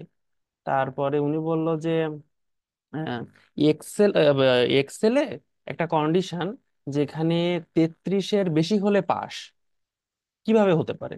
স্যার এইটা আমার একটু ভুল গেছিল ওখানে, যে স্যার ওই রো অনুযায়ী বলতে হয়। আমি এটা বলছিলাম যে স্যার এন এর ভিতর যদি নাম্বারটা রাখি দুই ভাবে লেখা যায়, যে এন এর থেকে 33 যদি ছোট হয় তাহলে এন এর ওই এনটা যদি 33 থেকে ছোট হয় তাহলে ফেল, আর বড় হইলে পাস। বলছে থিসিস করছেন না প্রজেক্ট? আমি বললাম স্যার থিসিস। তো বললো কিসের উপর? আমি বললাম স্যার নিউরাল নেটওয়ার্কের পরে ইমোশন ডিটেকশন নিয়ে কাজ করছিলাম। তো করছে ওটা নিয়ে পরে আর এগোইছেন? আমি বলছি স্যার কাজ চলতেছে পরে। তা বললো আচ্ছা ঠিক আছে আসেন। আমি ধন্যবাদ দিয়ে চলে আসলাম। আচ্ছা, যাই হোক, মোটামুটি ভাইবা ভালো হয়েছে। এটা নিয়ে আপনি কোথায় পড়াশোনা করেছেন বলেছেন যে? স্যার আমি নর্থ ওয়েস্টার্ন ইউনিভার্সিটি থেকে, আচ্ছা খুলনা। আচ্ছা আচ্ছা। আচ্ছা আচ্ছা, ঠিক আছে, সমস্যা নেই, টেনশনের কোনো কারণে। অনেক ধন্যবাদ সুরঞ্জিত আপনাকে। আচ্ছা, আর কেউ যদি কিছু বলতে চান বলতে পারেন। আপনাদের যে ভাইবা অভিজ্ঞতাগুলো আছে একটু হ্যান্ড রেজ করবেন।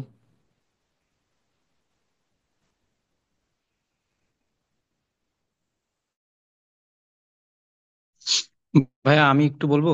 হ্যাঁ হ্যাঁ হ্যাঁ, অবশ্যই অবশ্যই। উম, প্রথমে ক্লাস মানে ভাইবা বোর্ডে ঢুকলাম, সালাম দিয়ে ঢুকেছি, তার অনুমতি নিলাম, অনুমতি নিয়ে সালাম দিছি। তারপর হচ্ছে আমাকে বসতে বললো, বসলাম। তারপর হচ্ছে আমাকে বললো যে কোন ইউনিভার্সিটিতে পড়ছি, এটা জিজ্ঞেস করছে। এটা জিজ্ঞেস করার পরে বললো যে কোন সাবজেক্টে পড়ছি। আমি বললাম মানে সবার সাথে একটু শর্টলি বলি তো কম্পিউটার ইঞ্জিনিয়ারিং বলি।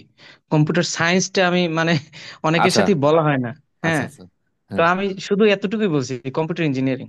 এখন হুম এটা মানে তখন তার শুনে বলতেছে কম্পিউটার ইঞ্জিনিয়ারিং নাকি কম্পিউটার সায়েন্স ইঞ্জিনিয়ারিং। হুম। তারপর বললাম যে কম্পিউটার সায়েন্স এন্ড ইঞ্জিনিয়ারিং। আচ্ছা আচ্ছা। এটা বল, হ্যাঁ এটা বলার পরে তারপর হচ্ছে কিছু ইজি কোশ্চেন আমি মানে তখন ওই মুহূর্তে আমি আসলে এটা আমার ফার্স্ট ভাইবা, তো আর কখনো হুম কোনো অভিজ্ঞতা নাই। হুম হুম। যার কারণ হচ্ছে অনেক ইজি কোশ্চেন আমি অ্যান্সার করতে পারি না তখন, আচ্ছা আচ্ছা। খুবই ইজি। হুম হ্যাঁ, হুম হুম। তারপরে জিজ্ঞেস করলো যে রাউটার কি, ফার্স্টে জিজ্ঞেস করছে, এটা পারছি। তারপর হচ্ছে রাউটারের কাজ কি, এটাও পারছি। তারপর হচ্ছে জিজ্ঞেস করছে মেমোরির একক কি। এই জিনিসটা হঠাৎ করে আমার মাথায় মাথায় আসে নাই তখন। আচ্ছা আচ্ছা আচ্ছা মেমোরির, হ্যাঁ মেমোরির একক কি। তারপরে আমার বলছে যে আপনার ফোনে যে ফোন ইউজ করেন ওই ফোনের হচ্ছে স্টোরেজ কত। আচ্ছা আমি আচ্ছা। বললাম, হ্যাঁ আমি আমার ফোনের স্টোরেজ বললাম। হুম বলার পরে বললাম যে 64 GB। হুম তারপর বলতেছে এই যে জিবি বললেন, হুম এটা আস্তে আস্তে ভাঙ্গায় ভাঙ্গায় নিচে যান। হুম হুম হুম হ্যাঁ, তারপরে হচ্ছে জিবির পরে এমবি, এমবির পরে কেবি, হুম। কেবি পর্যন্ত বলছি, কিন্তু বাইকটা আমার হঠাৎ করে মানে মাথায় আসে নাই। আচ্ছা আচ্ছা। মানে হ্যাঁ, তারপর বাইট আর বিট এই দুইটা হুম। মানে পর্যন্ত যাইতে পারি নাই, আমি শুধু কেবি পর্যন্ত গেছিলাম। আচ্ছা আচ্ছা। এই পরে পরে বলল যে পরে পারি মানে শেষ পর্যন্ত যাইতে পারি না, বললো যে এখানে যে শেষে হচ্ছে বিট, তা বিটটাই হচ্ছে মেমোরি একক, এটা এরকম হুম বলছে। হুম হুম হুম। হ্যাঁ, তো এটা বলার পরে তারপর বলে আচ্ছা ঠিক আছে আপনি আসতে পারেন এখন।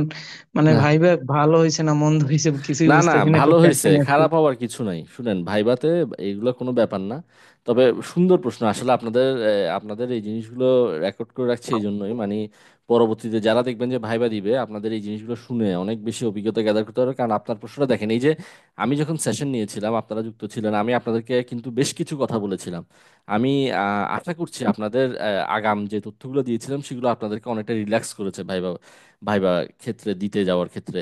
যেমন আমি আপনাদেরকে বলেছিলাম একটা প্রশ্ন থেকে আরেকটা প্রশ্নের আহ, তৈরি করে, একটা প্রশ্ন থেকে আরেকটা প্রশ্ন তৈরি হয়, বা একটা প্রশ্ন থেকে আরেকটা প্রশ্ন সেট আপটা তৈরি হয়, তো সেভাবেই জিনিসগুলোকে উত্তর দেওয়ার চেষ্টা করতে হয়। যাই হোক, আপনাদের এই জিনিসগুলো এগুলোই এতটুকু মানে অ্যাটেম্পট নিতে পারলে এনাফ, মোর দেন এনাফ। আমার ক্ষেত্রে এগুলো নিয়ে টেনশনের কোনো কিছু নাই। আচ্ছা। কিন্তু হুম। কিন্তু ভাইয়া মানে হ্যাঁ, সহজ প্রশ্নের অ্যান্সার দিতে পারিনি, এখন এই ক্ষেত্রে তো এটা আমার তো এটা কনফিউশনটা। সহজ, আপনি ভাইবা বোর্ডে গিয়ে সহজ প্রশ্নের আনসার দিতে পারবেন না, স্বাভাবিক বিষয়। আপনি ঘাবড়ে যাবেন, হ্যাঁ, আপনি নার্ভাস থাকবেন, আপনি সহজ প্রশ্নের উত্তর দিতে পারবেন না, এটা স্বাভাবিক বিষয়। তো ভাইবা বোর্ডে আসলে বেসিক্যালি মানে সত্যিকার অর্থে আমি সবসময় আপনাদেরকে একটা কথা বলেছি, আপনারা প্রথম ভাইবা দিয়েছেন, সামনে আরো অনেকগুলো ভাইবাতে অ্যাটেন্ড করবেন, সবসময় আপনার অ্যাপ্রোচটা ঠিক রাখতে হবে। ভাইবাতে আপনি কয়টা প্রশ্ন পারলেন, ইজি প্রশ্ন ভুল করলেন কিনা, বা কঠিন কোনো প্রশ্ন আপনি উত্তর দিতে পারলেন কিনা, এইসব ব্যাপার না, ম্যাটার না। ম্যাটার করে যে আপনি কতটা আত্মবিশ্বাসের সাথে, কতটা রাইট অ্যাপ্রোচে আপনি সেখানে আপনার মানে নিজেকে উপস্থাপন করতে পারছেন, নিজের ব্যক্তিত্বকে উপস্থাপন করতে পারছেন, ব্যাপারটা হচ্ছে সেটা। কারণ আপনি কিন্তু দুই লাইন বললেই ওনারা বুঝবে যে আপনার, আমাদের সামনে যে বসে আছেন উনি হচ্ছে যে কি অবস্থায় আছেন, কি পজিশনে আছেন, সেই জিনিসগুলো কিন্তু সে বুঝে ফেলবে। ব্যাপারটা বুঝতে পারছেন? তো আপনাকে নিজেকে ওয়েল ভাবে প্রেজেন্ট করা, এটাই হচ্ছে যে কথা।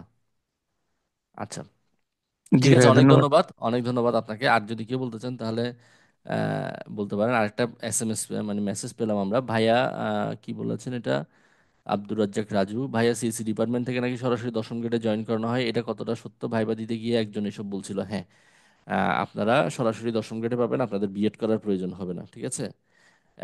এই জিনিসগুলো আগে থেকে জানবেন। অনেকে বিএড এর জন্য খোঁজ খবর নিচ্ছেন। আইসিটির ক্ষেত্রে হচ্ছে যে আপনার আহ, আহ, কোন ক্রাইটেরিয়াতে আপনাকে বিএড করতে হবে বা করতে হবে না, এই জিনিসগুলো একটু জেনে বুঝে তারপর করবেন। যারা 4 বছরের কোর্স আছেন, আপনারা নির্দ্বিধায় হচ্ছে যে দশম গ্রেড পাবেন, আপনাদের কোনো বিএড লাগবে না। আচ্ছা। হ্যাঁ, সাথী সুলতান, আপনি বলতে পারবেন।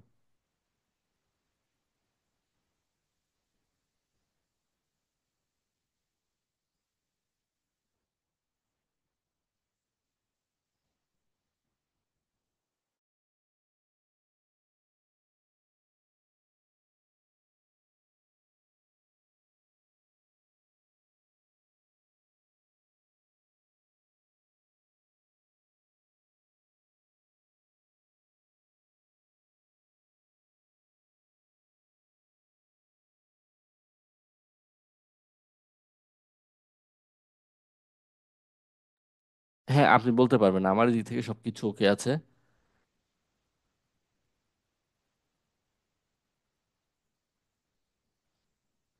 না, আমার এখান থেকে ওপেন আছে, মিউট করা না।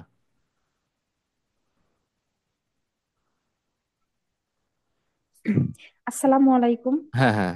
হ্যাঁ বলেন। আমি শোনা যাচ্ছে? হ্যাঁ হ্যাঁ, এখন শোনা যাচ্ছে, বলেন। হ্যাঁ স্যার, আমার হচ্ছে আহ, তিনের তিনের বি ছিল আমার। আচ্ছা আচ্ছা আচ্ছা। 11:30 থেকে ছিল।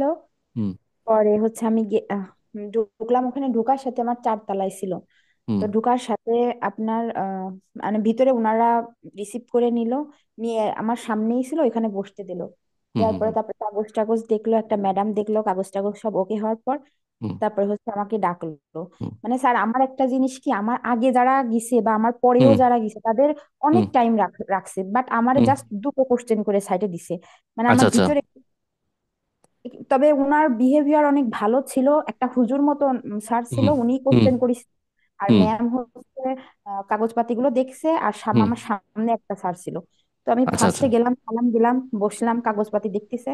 হুম। তো আমার জিজ্ঞাসা করলো যে আপনার বাসা, আপনার ফার্স্টে জিজ্ঞাসা কোথা থেকে আসছেন, হুম। হুম। ইউনিভার্সিটির নাম কি। তো আমি বললাম, আমার ইউনিভার্সিটির নাম বললাম, প্রাইম ইউনিভার্সিটি। বাট উনি আমার কোনো কাগজপাতি কিন্তু দেখিনি, কাগজপাতি এদিক থেকে ম্যাম দেখতেছিল, ম্যাম হুম। ছিল, উনি দেখতেছিল। হুম। তো উনি আমারে বললো কোন ডিপার্টমেন্ট থেকে, তো বললাম সিএসসি ডিপার্টমেন্ট থেকে। হুম। আচ্ছা আপনি বলেন নেটওয়ার্ক কি। হুম। তো মানে আমার হাত জাগার জাগার হাত জাগাই ছিল, কিন্তু আমি এই ধরনের কোনো ইয়া ছাড়াই আমি স্মুথলি, মানে ভয়তে হুম। ভয়তে আমার মুখস্থর মতো আমি আচ্ছা আচ্ছা, স্মুথলি মুখস্থ বলে মতো দিচ্ছি। বলে ফেলছেন, হ্যাঁ। হ্যাঁ হ্যাঁ হ্যাঁ, যে এরকম এটাকে নেটওয়ার্ক বলে। তো বলছে দুই একটা উদাহরণ দিতে পারবেন। হুম। তো ওই মুহূর্তে শুধু আমার প্যান এইটা ছাড়া আমার মাথায় আর কিছুই ছিল না, আমার পার্সোনাল এরিয়া নেটওয়ার্ক হুম। এইটাও আমি বলতে পারছি না, জাস্ট প্যান বললাম। আচ্ছা আচ্ছা।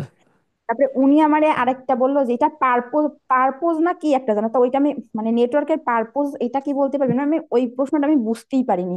মানে তো আমি বললাম এটা নেটওয়ার্কটা আমরা কোন উদ্দেশ্যে তৈরি করি আর কি, উদ্দেশ্যটা বলতে বলেছে আর কি। আচ্ছা, তারপর? হ্যাঁ, তো আমি আমি ওটা বুঝতেই পারিনি। তো আমি হ্যাঁ। বলছি সরি স্যার, পরে বলতেছে আচ্ছা হেক্সাডেসিমেলে এ হেক্সাডেসিমেলে সি এর মান কত। তো আমি আচ্ছা হাত গুনে বললাম যে 13। তা হ্যাঁ। বলছে ঠিক আছে, আপনি হচ্ছে আপনি তো অনেক স্মার্টলি অ্যান্সার করলেন, তো আপনি এত নার্ভাস কেন, আচ্ছা আপনি আসতে পারেন, ঠিক আছে, আচ্ছা। এতটুকুই বললো। মানে আমারে হুম। জাস্ট মানে সর্বোচ্চ 3 থেকে 4 মিনিট লাগছে, অথচ সবাইরে আমি আমার আগে যারা ছিল মানে হ্যাঁ। অনেকেরই ভাইবা, ভাইবা বোর্ডের ভাইবাই শেষ, অনেক স্যাররাও বেড়ে আসছে, কিন্তু হ্যাঁ। আমাদের যে বোর্ড ছিল 3-এর বি ওইখানে অনেকক্ষণ যাবত মানে আমরাই মনে হয় সবার লাস্টে মানে আর কি ভাইবা শেষ হয়েছে, আমার পরেও 3-4 জন ছিল, মানে ওই হুম। গোটা এনটিসিআর এর অফিসের ভিতরে আমরাই মনে হয় একদম সবার লাস্টে আমাদের বোর্ড কমপ্লিট করছে। তো আমি এইটা আমার একটা খটকা লাগতেছে, আমারে আর একটা মেয়েরে হচ্ছে একদম কম রাখছে, ওই মেয়েটারে একটা কোশ্চেন ধরছে, হাফ ডুপ্লেক্স কি, আচ্ছা আচ্ছা। আর আমাকে ওই দুটো কোশ্চেন করছে, আর সবাইকেই দেখা যাচ্ছে 12 মিনিট 10 মিনিট ধরে রাখছে। হুম। না, অনেককে দেখলাম তো ভাইবা অভিজ্ঞতা শেয়ার করলো যে অনেক ধরনের প্রশ্ন করছে, অনেক ধরনের তো। হ্যাঁ হ্যাঁ হ্যাঁ। শুনেন, আপনার একটা দুইটা প্রশ্ন, এটা নিয়ে টেনশনের কিছু নাই, এগুলো নিয়ে দুশ্চিন্তা করারও কোনো কিছু না নাই তারপর এগুলা। আমার যে কটা প্রশ্ন করছে আমি সেই কটারই আনসার ঠিকঠাক হ্যাঁ দিতে হ্যাঁ, পারছি। আপনাকে তো এটা স্যার তো বললোই যে আপনি খুব স্মার্টলি আনসার করছেন, বাট একটু নার্ভাস ছিলেন। এটা স্বাভাবিকভাবেই হতে পারে, হ্যাঁ হ্যাঁ। সমস্যা নেই।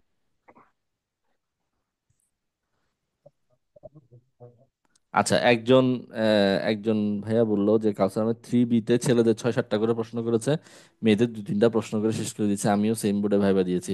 আচ্ছা, তাহলে মানে ওনাদেরকে প্রশ্ন কম করেছে, যাই হোক সমস্যা নেই। প্রশ্ন কম বেশি, হ্যাঁ। রায়হান বলেন। আসসালামু আলাইকুম স্যার। হ্যাঁ, কি অবস্থা রায়হান পারভেজ? এই তো স্যার, কেমন হ্যাঁ, আছেন? আছি, ভালো আছি। স্যার আমি হচ্ছে আসলে ভাইবা অভিজ্ঞতা বলতে আমি হুম। কিছু মানে কয়েকটা কোর্সের মানে বিষয় আমার একটু জানার ছিল আর কি, সেইগুলো আর কি একটু হুম। বলতাম আর কি। হুম। বলেন। যেহেতু আমাদের স্কুলের ভাইবাটা স্যার আগে শুরু হয়েছে, হুম। এগুলো হুম। শেষ হওয়ার পরে কলেজেরটা শুরু হবে এখন। হুম। স্কুলেরটা শেষ হয়ে আমাদের কলেজের আইসিটি শেষ হইতে তো আরো অনেক সময় হুম। যাবে এর হ্যাঁ। ভিতরে। স্কুলেরটা রেজাল্ট তো দিয়ে দেবেন, হুম। না না তো না, যখন রেজাল্ট একসাথে। রেজাল্ট রেজাল্ট একসাথেই দিবে। হ্যাঁ, রেজাল্ট একসাথে।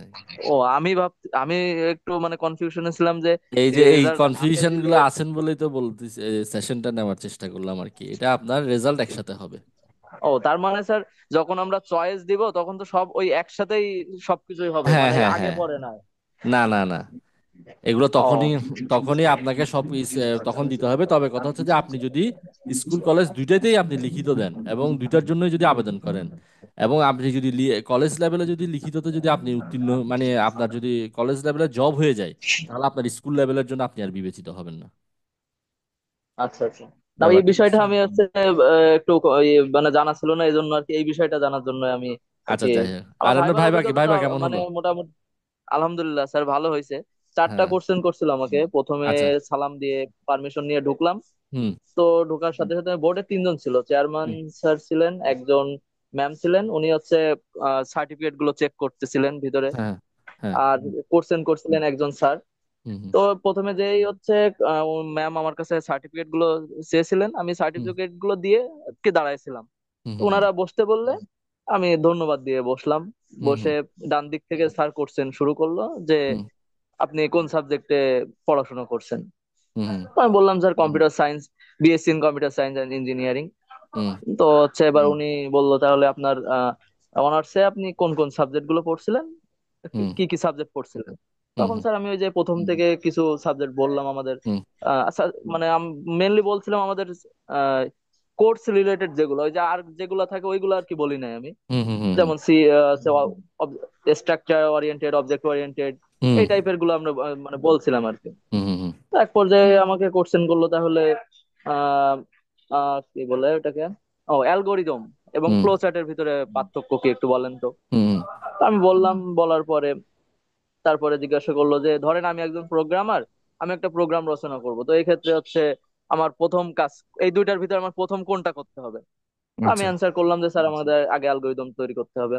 হুম তারপরে বললো আচ্ছা ঠিক আছে, তাহলে এখন বলেন হচ্ছে প্রোগ্রাম তৈরির ধাপ কয়টি। হুম তো এখন হঠাৎ করে আমার ধাপ গুলো সব মনে আছে, যে হুম কি কি ধাপ আছে, কিন্তু ওই যে টোটাল কয়টা হচ্ছে এটা মনে হুম নেই। আচ্ছা এখন আচ্ছা আমার আচ্ছা কাছে কোশ্চেন করছে যে কয়টি, তো কি কি হ্যাঁ সেটা তো আর করি নাই। না তো আমি বললাম স্যার সরি স্যার, আমার এই মুহূর্তে মনে পড়ছে না। হুম তো বলার পরে বললো ঠিক আছে। উনি হচ্ছে স্যার যিনি ছিলেন, হুম চেয়ারম্যান স্যার, ওনার দিকে ইশারা করলো, উনি বললো ঠিক আছে, মানে উনি কোশ্চেন করলো না আর কি। হুম হুম ঠিক আছে আসতে পারেন। এই যে আচ্ছা ছিল স্যার, আমি সালাম দিয়ে ধন্যবাদ দিয়ে বেরোয় না আসলাম। ভালোই দিছেন দুই তো মিনিট ভালো থেকে হ্যাঁ 3 মিনিট হয়তো ছিলাম স্যার বোর্ডে। অনেক আমি তো হচ্ছে আসলে ভাইবা 9:30। পরীক্ষার্থী এত জন আসলে তবে এগুলো আসলে 19তম থেকে পরিবর্তন হয়ে যাচ্ছে এটা আপনারা হয়তো শুনছেন 19তম জি থেকে স্যার। হচ্ছে যে যতটা পদ খালি আছে বা যতটা শূন্য পদ আছে তার উপর ভিত্তি করে টিকানো হবে শূন্য পদের বিপরীতে নিয়োগ হ্যাঁ হবে শূন্য আর কি, পদের সেরকম। বিপরীতে নিয়োগটা হলে সবার জন্য ভালো আসলে কারণ আপনি এই একটা লম্বা প্রসেস শেষ করে যদি আপনার শেষ পর্যন্ত চাকরিটা না হয় এটার থেকে তো আসলে কষ্টের আর কোনো কিছু নাই কথাটা বুঝতে সেটাই পারছেন স্যার। এটা আর কি তো সমস্যা নাই দেখি ভাইয়া সামনে থেকে হচ্ছে ভাইবা পর্যন্ত যারা যাবে তারা প্রত্যেককেই হচ্ছে শিক্ষক হবে, এটা এটুকু এটা মানে এতটুকু নিশ্চিত। নিশ্চিত করতে চাইছে শিক্ষক নিবন্ধন আচ্ছা এনটিআরসি আচ্ছা। এবং এটা খুবই মানে আমি বলবো যে খুবই যুগোপযোগী একটা সিদ্ধান্ত হ্যাঁ হবে এটাই ভালো, আমরা আসলে শুধু শুধু এখন যে টেনশনে আছি এই টেনশনটা আমাদের আর এ করা এ লাগতো না। এইটা টেনশনটা করা লাগতো না কারণ এখন তো আপনি মনে করেন ভাইবা পর্যন্ত গেলেন এরপরে তো আপনাদের সাথে শেয়ার করলাম যে এরপরে ধাপগুলো কি কি আপনার কিন্তু এখন শুনলে মনে হবে এর পরবর্তীতে এখনো তো আমরা মিডল অবস্থায় রয়ে গেছি তাই না এই জি। জিনিসগুলোকে কতটা মিনিমাইজ করা যায় এবং কত দ্রুত করা যায় এই জিনিসটা এখন এনটিআরসি কে করতে হবে তবে একটা কথা আমি আপনাদের সাথে শেয়ার করি এই এনটিআরসি কিন্তু একটা প্রতিষ্ঠান আমি আপনারা যদি আমার কথা বিশ্বাস করে থাকেন এই এনটিআরসি একটা প্রতিষ্ঠান যে প্রতিষ্ঠানের মাধ্যমে আসলে হাজার হাজার মানে শিক্ষার্থী উইদাউট কোনো ধরনের তদবির ছাড়া শুধুমাত্র এই প্রিলিটেন ভাইবা দিয়ে আপনার 1,000 টাকা দিয়ে আবেদন করে হ্যাঁ এবার যেমন দেখেন পরিবর্তন কিন্তু ধাপে ধাপে হচ্ছে আগে কিন্তু প্রতিটা আবেদনের জন্য আলাদা আলাদা পে করতে হইতো অনেকে 50,000 1,00,000 টাকার আবেদন করে ফেলতো আপনারা যারা প্রথমবার দিচ্ছেন এগুলো এগুলো শুনলে হয়তো আপনারা অবাক হয়ে যাবেন যে মনে করেন তখন হচ্ছে যে আবেদনের কোনো লিমিট ছিল না 100টা 200টা আপনি চাইলে 300টা আবেদন করতে পারবেন এখন যার নাম্বার কম উনি মানে জবের আশায় 1,00,000 টাকা 1,50,000 টাকারও আবেদন করে ফেলেছে কিন্তু জব পাই নাই তাহলে চিন্তা করেন সেই জায়গা থেকে আমরা এখন কোন পজিশনে আসছি 1,000 টাকা দিয়ে আপনি 40টা চয়েস দিতে পারবেন আপনি অবশ্যই আপনার আশেপাশে দিবেন চিন্তা করে দেখেন তার মানে পরিবর্তনগুলো কিন্তু হচ্ছে এবার এখন আমাদের কি পরিবর্তন করতে হবে এনটিআরসি এনটিআরসি পরিবর্তন করতে হবে আপনার যতটা পোস্ট আছে আপনি সেই শূন্য পদের বিপরীতে আপনি রিটেন টিকান তাহলে যারা প্রি রিটেন ভাইবা দিয়ে উত্তীর্ণ হবে যাতে সবার চাকরি হয়ে যায় এখন তখন কি করতে হবে তখন প্রিলিটা আর একটু নাম্বার বাড়াতে হবে 40-র জায়গায় হয়তো তখন 50 করে ফেলতে পারে নাও করতে পারে যেমন যদি এরকম প্ল্যানিং থাকে তখন রিটেনটা কি করবে রিটেনটা তার একটু কম্পিটিশন বাড়বে ভাইবাতে কি হবে ভাইবাটা তখন আরো গুরুত্ব বেড়ে যাবে হ্যাঁ তার মানে এবার প্রি রিটেন ভাইবাকে আপনি কোয়ালিফাই করে আপনি 100 জন পেলেন 200 জন পেলেন এদের সবাইকে আপনি নিয়োগ দিয়ে দেন শেষ ফিনিশ এটাই করতে হবে এবং নিয়োগ দেওয়ার পরে কত দ্রুত বেতন চালু করা যায় কত দ্রুত এমপিওটা অটো এমপিও করা যায় কত দ্রুত চালু করা যায় সেই জিনিসটার প্রতি আমাদেরকে কি রাখতে হবে খেয়াল রাখতে হবে এগুলো যদি হয় সত্যি কথা বলতে এগুলো যদি হয় এবং আমাদের আপনারা হয়তো শুনছেন যে এই মাস থেকে হয়তো বা আগামী মাসের শুরু থেকে বেশ কিছু জিনিস নিয়ে হচ্ছে যে বেসরকারি শিক্ষক নিবন্ধন কর্তৃপক্ষের পক্ষ থেকে কথা চলতেছে তো আমাদের যে সুযোগ সুবিধাগুলো আমরা চাইছি সেই জিনিসগুলো যদি অ্যাড হয়ে যায় আপনি সত্যিকার অর্থে আপনি যদি রিল্যাক্সে খুব আরাম করে যদি জব করতে চান তাহলে বেস্ট জব হইতে পারে শুধুমাত্র আমাদেরকে এই ছোট্টখাট্ট পরিবর্তনগুলো করতে হবে হ্যাঁ এটাই হচ্ছে কথা আর যারা প্রথম দিকে পরীক্ষা দিচ্ছেন আপনি এখানে থেকে আপনি আরো অন্যান্য মানে চাকরির পরীক্ষার জন্য আপনি সুন্দর সময় পাবেন, পড়াশোনা করতে পারবেন। এখন যদি আপনি একটা বেসরকারি কোম্পানিতে ঢুকে যান, যেখানে আপনাকে তিনটা মানে বছরে কোনো ছুটি নাই, বা কখনো হচ্ছে যে আপনাকে সারাদিন সময় দিতে হচ্ছে, তখন হচ্ছে যে আপনি তো অন্য চাকরির জন্য, বেটার জবের জন্য আর চেষ্টা করতে পারবেন না। সব কিছু মিলিয়ে আপনি আরামসে, এখন এটা কত দ্রুত করা যায় সেটা নিয়ে হচ্ছে যে কথা। আচ্ছা, এবার তাহলে আপনাদের অভিজ্ঞতাগুলো আমি শুনলাম, সবাইকে অনেক ধন্যবাদ। আমি এবার আপনাদেরকে কিছু কথা বলি।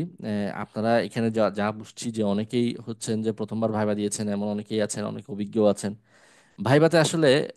আপনার আপনারা সামনে অনেক ভাইবা দিবেন, তো আমি 3-4টা পয়েন্ট একটু আপনাদের সাথে আলোচনা করি। যখন আপনি কোনো জায়গায় ভাইবা দিতে যাবেন, আপনার কি জিনিসগুলোকে আসলে বেসিক্যালি খেয়াল করা হয়? আপনার খেয়াল করা হয় আপনি কোনো একটা টপিক সম্পর্কে আপনি কতটুকু ভালো জানেন। আপনারা কিন্তু খেয়াল করেছেন আপনাদের এই ভাই বিষয়ভিত্তিক নলেজটা আপনার কতটুকু আছে, বা একটা টপিক সম্পর্কে আপনি কতটুকু গভীরে যেতে জানেন।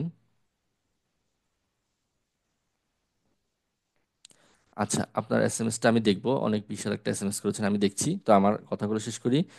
এই যে টপিক ভিত্তিক আপনার যে নলেজটা আছে সেই জিনিসটা খেয়াল করে। যেমন আমি কিন্তু আপনাদেরকে সেশনগুলোতে বলেছিলাম যে আপনার ভাইবার জন্য আপনার আলাদা কোনো টপিক নাই। আপনি স্কুল লেভেল বলেন, কলেজ লেভেল বলেন, যে কোনো জায়গা থেকে জিজ্ঞেস করতে পারে। আপনারা কিন্তু সেটার প্রমাণ পেয়েছেন যে কলেজ লেভেল থেকেও কিন্তু বেশ কিছু প্রশ্ন হয়েছে। তার মানে যে কোনো একটা টপিক সম্পর্কে আপনার বিষয়ভিত্তিক জ্ঞানটাকে যাচাই বাছাই করে। এই ক্ষেত্রে কিন্তু এই জিনিসটা গুরুত্বপূর্ণ না যে আপনি 10টার মধ্যে আপনি 5টা পারলেন নাকি 6টা পারলেন নাকি 8টা পারলেন, এই জিনিসটা গুরুত্বপূর্ণ না। এই ক্ষেত্রে যেটা গুরুত্বপূর্ণ আপনার অ্যাপ্রোচটা কেমন ছিল এবং আপনি কতটা আত্মবিশ্বাসের সাথে উত্তর দিতে পারছেন, সেই জিনিসটাকে খেয়াল করা হয়। তার মানে ভাইবার ক্ষেত্রে কোন বিষয়গুলোকে খেয়াল করা হয়? প্রথমে দেখা হয় আপনার বিষয়ভিত্তিক জ্ঞানটাকে দেখা হয়। এবং দ্বিতীয়ত যদি আপনি আমাকে বলেন যে কোন জিনিসটাকে, তাহলে আমি এই জিনিসগুলো কেন বলছি, যাতে আপনি পরবর্তীতে, আপনি অনেকে এখানে আছেন কলেজ লেভেলে ভাইবা দিবেন বা অনেকে অন্যান্য চাকরি পরীক্ষায় ভাইবা দিবেন, এই জিনিসগুলোকে খেয়াল রাখার চেষ্টা করবেন। দ্বিতীয়ত যে জিনিসটা খেয়াল করা হয় সেটা হচ্ছে যে আপনি কতটুকু আত্মবিশ্বাস, আপনার কতটুকু কনফিডেন্স আছে, হ্যাঁ, কতটা আপনি আত্মবিশ্বাসের সাথে উত্তর দিতে পাচ্ছেন, এই জিনিসটাকে খেয়াল করা হয়। হ্যাঁ, আপনি যদি মানে খুব ঠান্ডা মাথায় থাকেন, হ্যাঁ, অতিরিক্ত নার্ভাস না হয়ে ঠান্ডা মাথায় থাকেন এবং আত্মবিশ্বাসের সাথে উত্তর দেওয়ার চেষ্টা করেন, তাহলে সেক্ষেত্রে আপনার ভাইবা নিয়ে টেনশন করার মতো কোনো কিছু থাকে না। এবং আরো একটা বিষয় খেয়াল করলে দেখবেন, আপনারা যারা ভাইবা দিয়েছেন আপনার একটা অভিজ্ঞতা হয়েছে, আপনি আপনার যে কথাগুলো বলছেন বা আপনার যে জিনিসগুলোকে বিশ্লেষণ করার চেষ্টা করছেন, সেই বিশ্লেষণগুলো আপনি কতটা পরিষ্কারভাবে করতে পারছেন, সেই জিনিসগুলোকে গুরুত্ব দেওয়া হয়। আপনি একটা জিনিস বোঝানোর জন্য চেষ্টা করছেন, কারণ আপনি হচ্ছেন আপনি সহকারী শিক্ষক হবেন সামনে, আপনি কলেজ লেভেলের প্রভাষক হবেন। তার মানে আপনাকে মনে রাখবেন একটা জিনিস, আপনি তখনই বুঝবেন আপনি একটা টপিক সম্পর্কে ভালো ধারণা রাখেন যখন আপনি আরেকজনকে সেটা ক্লিয়ারলি বোঝাতে পারবেন। তাহলে আপনার কিন্তু দায়িত্বটা অনেক বিশাল। আপনাকে কিন্তু আপনার যে জিনিসটা আপনি জানেন বা আপনি যে জিনিসটা বুঝেন, সেই জিনিসটা আত্মবিশ্বাসের সাথে আপনার ক্লাসে আপনাকে কিন্তু ডেলিভার করতে হবে। অর্থাৎ আপনি কত ক্লিয়ারলি, আপনি ক্লিয়ার আইডিয়া দিয়ে জিনিসগুলোকে বুঝাতে পারছেন, সেই জিনিসগুলোকে খেয়াল রাখা হয়। এবং আমি যে কথাগুলো বলছি সেগুলো কিন্তু আপনারা এখন থেকে চর্চা শুরু করতে পারেন, কারণ আমি বিশ্বাস করি স্কুল লেভেলে যারা ভাইবা দিয়েছেন আপনাদের ম্যাক্সিমামেরই জব হয়ে যাবে। ঠিক আছে, তার মানে এই জিনিসগুলো এখন থেকে আপনার মধ্যে সেই জিনিসগুলো পরিবর্তনগুলো আনতে হবে, কারণ আপনি হচ্ছেন রোল মডেল। আপনাকে কিন্তু আপনার স্টুডেন্টরা দেখবে, আপনার থেকে জানবে, আপনার থেকে শিখবে। এবং আপনি আপনার সবটুকু দিয়ে চেষ্টা করবেন একটা ভালো ক্লাস ডেলিভার করার জন্য। এবং সেই জন্য এখন থেকে আপনাকে নিজেকে কি করে নিতে হবে? তৈরি করে নিতে হবে। ঠিক আছে? আচ্ছা, এরপর আসেন আপনার আরেকটা বিষয়, এই যেটা আপনাদের সাথে কথা বলার পর আমার খেয়াল করলাম, এটা হচ্ছে যে আপনি আপনার যে প্রশ্নগুলো হচ্ছে সেই প্রশ্নের প্রতি আপনি কতটুকু মনোযোগ, সেই জিনিসটাকেও গুরুত্ব দেওয়া হয়। যেমন অনেকে কিন্তু প্রশ্ন ধরতে পারেননি বা প্রশ্ন বুঝতে পারেননি বা প্রশ্নটা খেয়াল করেননি আসলে কোন ধরনের, বা একটা প্রশ্ন করেছে আপনি আরেকটা উত্তর দিয়ে দিয়েছেন, তাহলে সেক্ষেত্রে খেয়াল রাখতে হয় যে আপনার প্রশ্নের প্রতি আপনি কতটুকু মনোযোগ, সেই যে বিষয়টাকে গুরুত্ব দেওয়া হয়। এই বিষয়গুলো আসলে বেসিক্যালি আপনার ভাইবা বোর্ডে গুরুত্ব সহকারে দেখা হয়। এইবার আমরা প্রশ্নে আসি যে ভাইবা শেষ করে রেজাল্ট হতে কত সময় লাগতে পারে। ভাইবা শেষ হতে আপনাদের, আমি আগেও বলেছি এখনো বলছি, ভাইবা শেষ করে রেজাল্ট হতে কত সময় লাগে আমি এই জিনিসটা ক্লিয়ার করি। প্রথম কথা হচ্ছে যে আপনাদের ভাইবা শেষ হওয়ার পরে যে পরবর্তীতে যে কার্যক্রমগুলো হয় সেগুলো কিন্তু আমি এই সেশনের শুরুতে আপনাদের সাথে আলোচনা আলোচনা করেছি। আপনাদের রেজাল্ট হবে আপনাদের, আপনি যদি একটা মিনিমাম একটা আইডিয়া গিয়ে করেন তাহলে আপনাদের রেজাল্ট পাবলিশড হবে। এরপর আপনাদের জাতীয় মেধা তালিকায় সংযুক্তি, তারপর হচ্ছে গণবিজ্ঞপ্তি। হ্যাঁ, আপনি আপনি প্রশ্ন করেছেন কি রেজাল্ট হতে নাকি পুরো প্রক্রিয়া শেষ হতে? আপনি প্রশ্ন করেছেন রেজাল্ট হতে। আমার মনে হয় রেজাল্টটা খুব দ্রুত পেয়ে যাবেন, কারণ হচ্ছে আপনাদের খুব দ্রুতই পেয়ে যাবেন, কারণ আপনাদের এই যে যেমন দেখেন আপনাদের পরবর্তী আগে কি হতো, এই পরীক্ষা দেওয়ার পরে বা রেজাল্ট পাবলিশড হওয়ার পরে হচ্ছে যে কি আপনাদের হ্যাঁ, রেজাল্ট পাবলিশড হওয়ার পরে আপনাদের যে অন্যান্য প্রসেসিংগুলো আছে সেগুলো শুরু হতো। কিন্তু আপনারা জেনে খুশি হবেন আপনাদের এই পরবর্তী যে ধাপগুলো আছে, অর্থাৎ ই রিকুইজিশন বা ই রেজিস্ট্রেশন, শূন্য পদের চাহিদা, এগুলো বারবার বারবার করে করে নিয়ে নিয়ে শূন্য পদের চাহিদাগুলো কি হচ্ছে বাড়ানো হচ্ছে, শূন্য পদের চাহিদাগুলো বাড়ানো হচ্ছে। ই রেজিস্ট্রেশন যে 3-4 হাজার প্রতিষ্ঠান রেজিস্ট্রেশন করেনি, কারণ এই জিনিসগুলো আসলে খুবই দুঃখজনক। এই যে ই রেজিস্ট্রেশন না করা মানে কি, রেজিস্ট্রেশন না করা মানে হচ্ছে যে উনি ওই প্রতিষ্ঠান আর শূন্য পদের জন্য চাহিদা দিতে পারবে না। আপনারা হয়তো অবাক হয়ে যাবেন, এইরকম অনেক প্রতিষ্ঠান আছেন যারা যাদের পরিচিত জনকে বা আত্মীয় স্বজনকে আপনার অতিথি শিক্ষক হিসেবে এনে এই প্রতিষ্ঠানের সাবজেক্টগুলো চালানোর জন্য তারা শূন্য পদের চাহিদা দেন না, তারা রেজিস্ট্রেশন করেন না। হ্যাঁ, যেন পরবর্তীতে কোনো একটা সুযোগ পেলে তাদেরকে কি করে দেওয়া যায়, প্রতিষ্ঠানের সাথে যুক্ত করে দেওয়া যায়। এইরকম ইএফটিতে আপনারা জানেন কার্যক্রম শুরু হয়েছে। অর্থাৎ আপনি মাসের শুরুতেই স্যালারি পেয়ে যাবেন, অনেকগুলো কাজ চলছে আসলে। এই ইএফটি করতে গিয়ে মাদ্রাসার মধ্যে শুধুমাত্র 10,000 ভুয়া শিক্ষক কি করা হয়েছে, এনরোল, মানে ভুয়া শিক্ষককে এনলিস্টেড করা হয়েছে। হ্যাঁ, যারা হচ্ছে যে কি বিভিন্নভাবে জালিয়াতি করে তাদের নামটা এমপিও শিটে নিয়ে এসেছে, অর্থাৎ এমপিও করে ফেলেছে।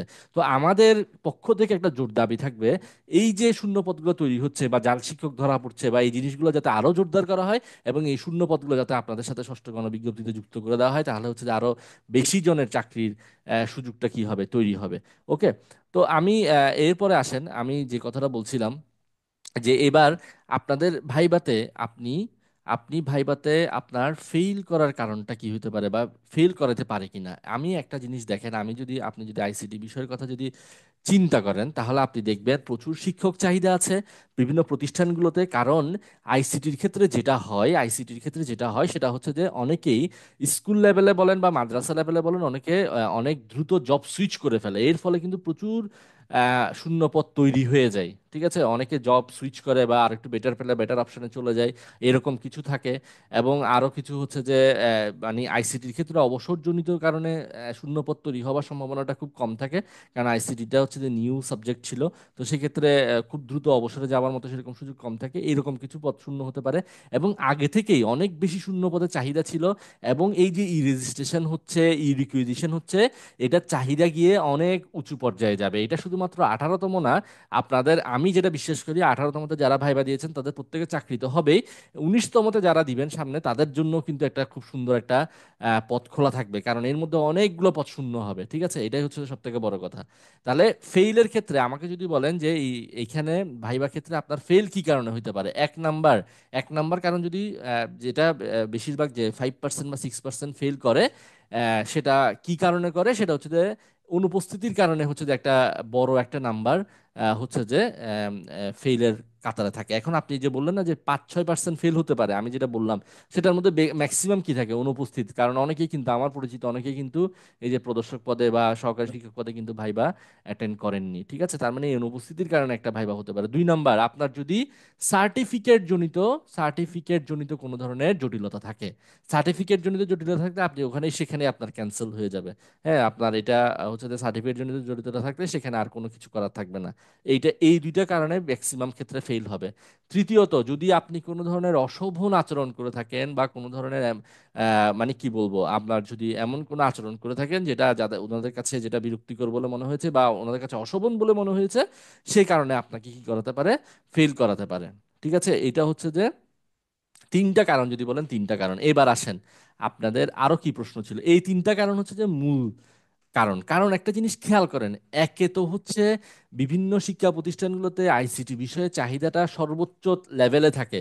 অর্থাৎ বারবার গণবিজ্ঞপ্তি হওয়ার পরও প্রচুর পরিমাণে শূন্যপদ খালি রয়ে গেছে, এখনো পর্যন্ত নিয়োগ দেওয়া সম্ভব হয়নি। সেই ক্ষেত্রে যারা পরীক্ষা দিয়েছে বা 19তম মধ্যে যারা পরীক্ষা দিবে তাদের সবাইকে মানে এনলিস্টেড করা ছাড়া এটা আসলে কোনো উপায় নেই। কারণ এই শূন্যপদগুলোকে দ্রুত ফিল আপ করতে হবে। এই দ্রুত ফিল আপ করে, কারণ আপনার একটা প্রতিষ্ঠানে আইসিটি বিষয়ে শিক্ষক পদ শূন্য মানে সেখানে সেক্ষেত্রে অনেক কিছু ক্ষেত্রে আপনি পিছিয়ে থাকবেন, কারণ আপনি জানেন আইসিটি বিষয়ের অনেক দরকার হয় একটা প্রতিষ্ঠানের মধ্যে।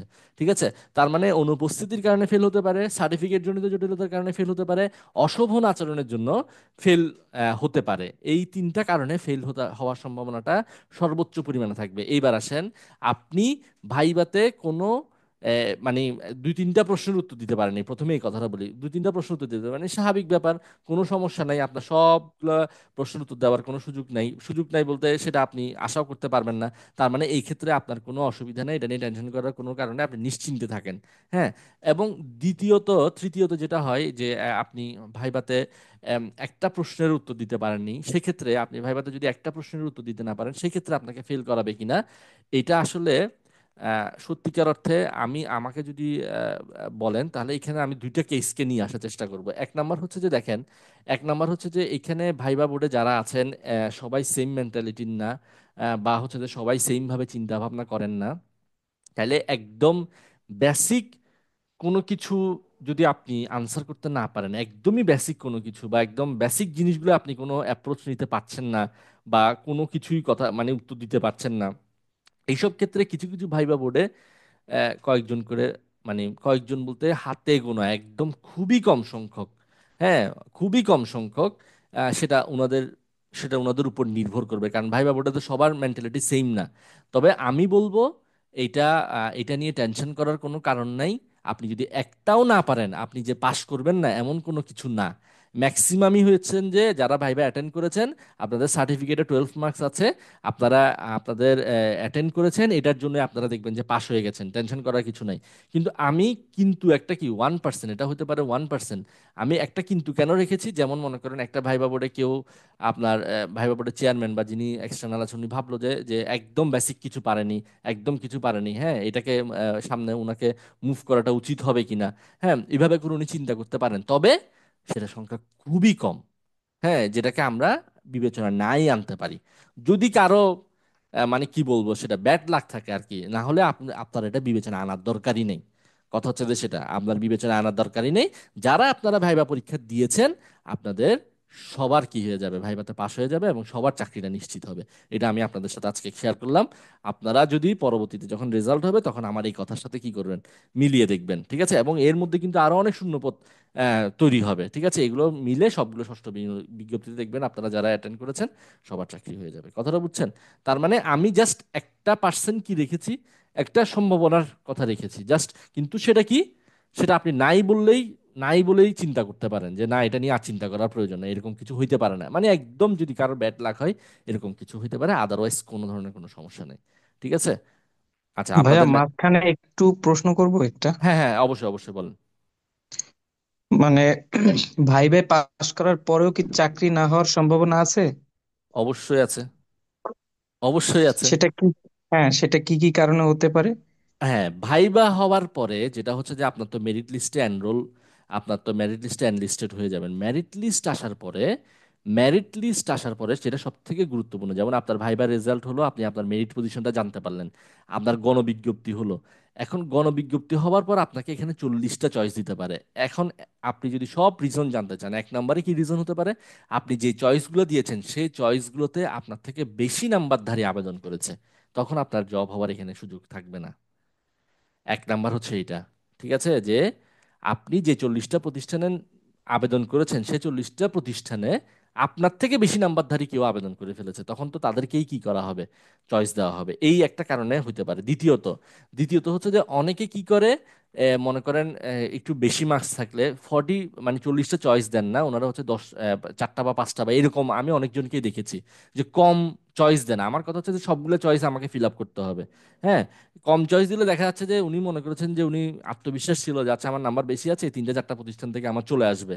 তাহলে সেই 3টা 4টা প্রতিষ্ঠানে হচ্ছে যে কি, সেই 3টা 4টা প্রতিষ্ঠানে ওনার থেকে আরো বেশি নাম্বার দ্বারা আবেদন করে দিল। সেক্ষেত্রে আপনি এই সিদ্ধান্তটা যদি নেন তাহলে সেটা আপনার জন্য আত্মঘাতী হইতে পারে। ঠিক আছে, এই কয়েকটা, এই দুইটা কারণ ছাড়া আর কোনো কারণ নেই।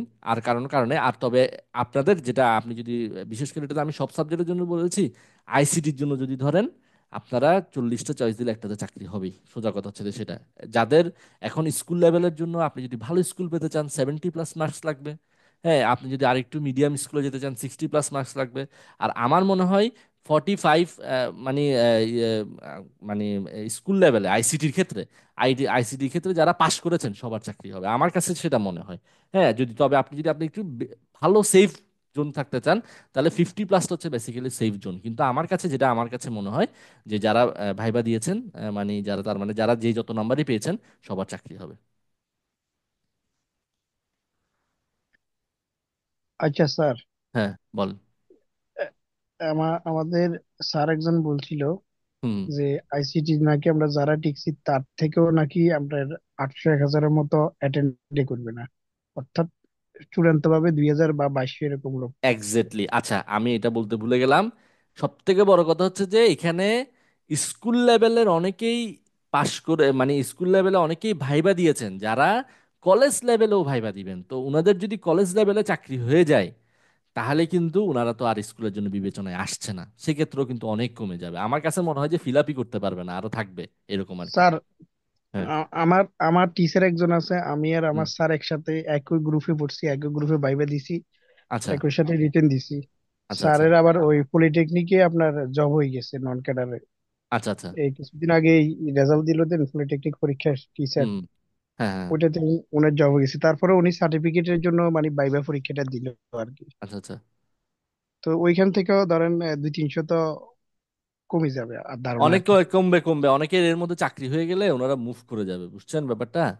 ওইখানে তো অনেকের। স্যার 3000 ঠিক ছিল, হ্যাঁ পলিটেকনিকে হ্যাঁ কম হ্যাঁ ছিল। হ্যাঁ হ্যাঁ হ্যাঁ।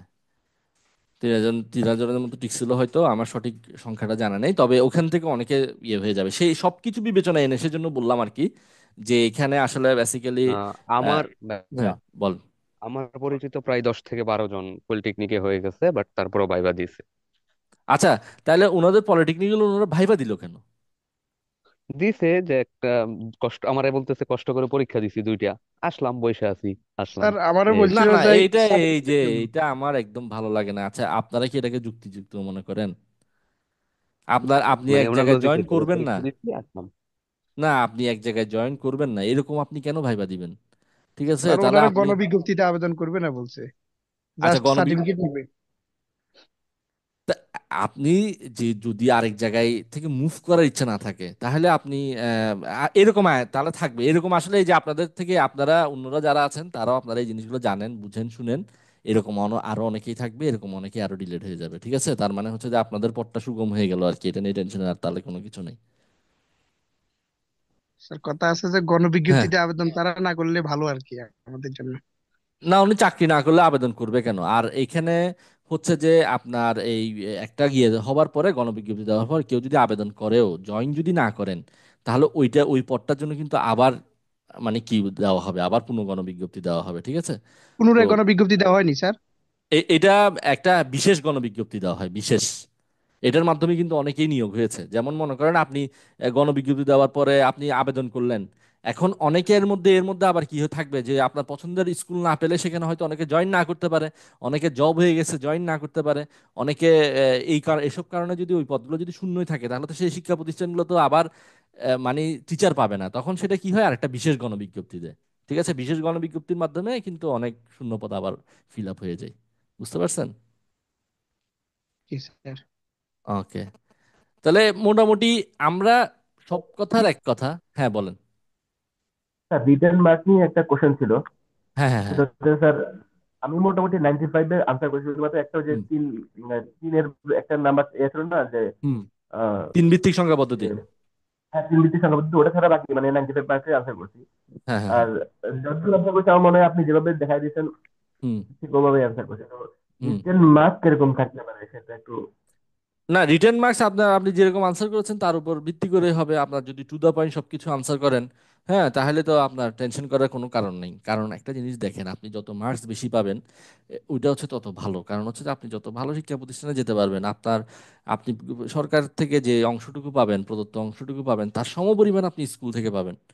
কথাটা বুঝেন? তাহলে আপনি যদি সরকার থেকে আপনি জয়েন করার পরে 16,000 টাকা স্কেলে আপনার বাসা ভাড়া এসে সহ আপনি ইনিশিয়ালি 15,900 টাকা সবকিছু 10% কেটে রাখে অবসর এবং কল্যাণ ভাতার জন্য, আপনি ইনিশিয়ালি 15,900 টাকা পাবেন। এবার বুঝেন, আপনি যদি ভালো শিক্ষা প্রতিষ্ঠান পান তখন কি হবে, আপনি 8-10 হাজার টাকা আপনার প্রতিষ্ঠান থেকেও পাবেন।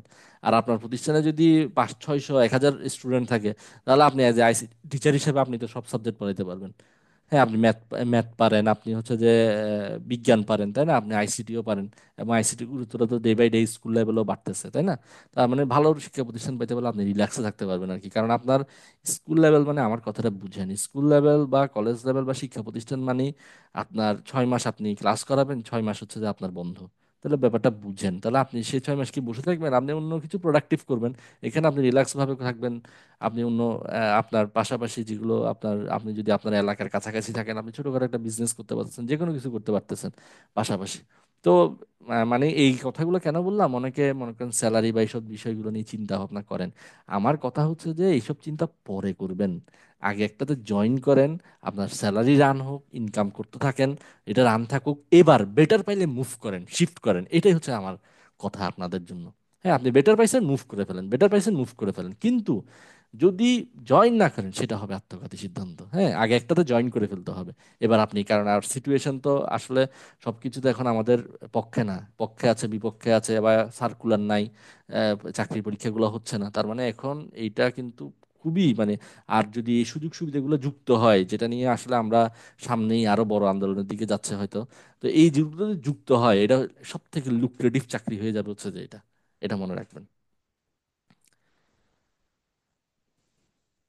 তাহলে আচ্ছা, স্যার হ্যাঁ বলেন। একটা ধারণা নিচ্ছিলেন আমার মতে, আপনার ধরেন শহরের গুলা বা স্কুল গ্রাম অঞ্চলের গুলাতে তাহলে তো কেউ 40 পাইলেও তার জব হওয়ার নিশ্চয়তা আছে। অবশ্যই আছে, 40 পেলে আমি তো বললাম সবার চাকরি হয়ে যাবে, সবার চাকরি হবে। শহরগুলোতে হয়তো কম্পিটিশন হবে, কিন্তু গ্রাম অঞ্চল গুলোতে তেমন একটা তাহলে হ্যাঁ, কম্পিটিশন সিটির হবে গুলোতে না। একটু কম্পিটিশন হবে। তবে গতবার কিন্তু 67, 65, 60, 58ও অনেক ভালো স্কুলে চাকরি হয়েছে। কারণ একটা জিনিস খেয়াল করেন না, এখানে কিছু ব্যাপার আছে। তো আপনি তো চয়েস দিতে পারবেন 40টা, আগের মতো সারা বাংলাদেশে দিতে পারবেন না। তাহলে জি। আপনি কি চাইবেন, আপনার জেলায়, আপনার উপজেলায় বা আপনার পাশের জেলায় কাছাকাছি থাকতে চাইবেন, তাই না? কেউ তো জি। মানে নড়াইল থেকে তো চট্টগ্রামে দিতে চাইবে না। তাহলে যে জি। যার যার জায়গায় জোনগুলো কি হয়ে গেছে, আলাদা হয়ে গেছে। কথাটা বুঝেন নাই? তাহলে যে স্যার এটা যার যার জায়গায় ভালো প্রতিষ্ঠানগুলোতে থাকার জন্য চেষ্টা করবে। এখন মনে করেন নড়াইলে একজন 90 পাইছে, কথাটা বুঝেন, উনি যদি জি। সারা বাংলাদেশে আবেদন করার সুযোগ পাইতো বা 40টার যদি লিমিটেশন না থাকতো, তখন উনি কি করতো? উনি ওখানে তো দিতে দিত, উনি চট্টগ্রামে যদি ভালো স্কুল থাকতো সেটাও দিত। উনি বলতো যে ঠিক আছে, আমার নাম্বার যেহেতু বেশি, আমি দেখি সব থেকে বড় পুরো বাংলাদেশে যেটা সব থেকে বড় প্রতিষ্ঠান আছে আমি আগে সেটাতে দিব। ব্যাপারটা এরকম থাকতো না? কিন্তু এখন তো জি উনার স্যার। চয়েসের লিমিট হচ্ছে 40টা। উনি চাইবে কি, আচ্ছা আমি আমার জায়গায় থাকি। কথাটা বুঝেন নাই? জি এইটা স্যার। হচ্ছে কথা আর কি। স্যার এটা কি হ্যাঁ। নিজের জেলা বা পাশের জেলার বাইরে আবেদন করতে পারবে না নাকি করবে না, না কেউ, পারবে, এরকম কথা বলছে? পারবে, 40টা আপনি পুরো বাংলাদেশে যে কোনো জায়গায় আবেদন করতে পারবেন। ভাইয়া, হ্যাঁ ভালো বলেন। স্কুল বলতে কি বোঝায় আসলে? মানে ভালো স্কুলের বৈশিষ্ট্যটা কি কি হতে পারে? স্টুডেন্ট বেশি, না আসলে এটা একটু যদি ব্যাখ্যা করতেন। আচ্ছা ঠিক আছে, এবার উনি একটা সুন্দর প্রশ্ন করলো, ভালো স্কুলের বৈশিষ্ট্য বলতে কি বোঝায়। ভালো স্কুল বলতে আমার কাছে যেটা হইতে পারে সেটা হচ্ছে যে, 1 নাম্বার আপনার হচ্ছে যে আম, ভালো স্কুল বলতে আপনার প্রপারে আছে। আমি সবকিছু মিলিয়ে বলি প্রপারে বলতে, মানে যোগাযোগ ব্যবস্থা উন্নত, আপনি মানে খুব কাছাকাছি, ঠিক আছে, বা ইনফ্রাস্ট্রাকচার জনিত আপনার ইনফ্রাস্ট্রাকচার ডেভেলপমেন্টটা ঠিকঠাক আছে, ভালো আছে, স্টুডেন্ট সংখ্যা ভালো আছে, হ্যাঁ, 500, 600 বা অনেক বড় বড় প্রতিষ্ঠানে 1000 স্টুডেন্টও থাকে প্রতিষ্ঠানে।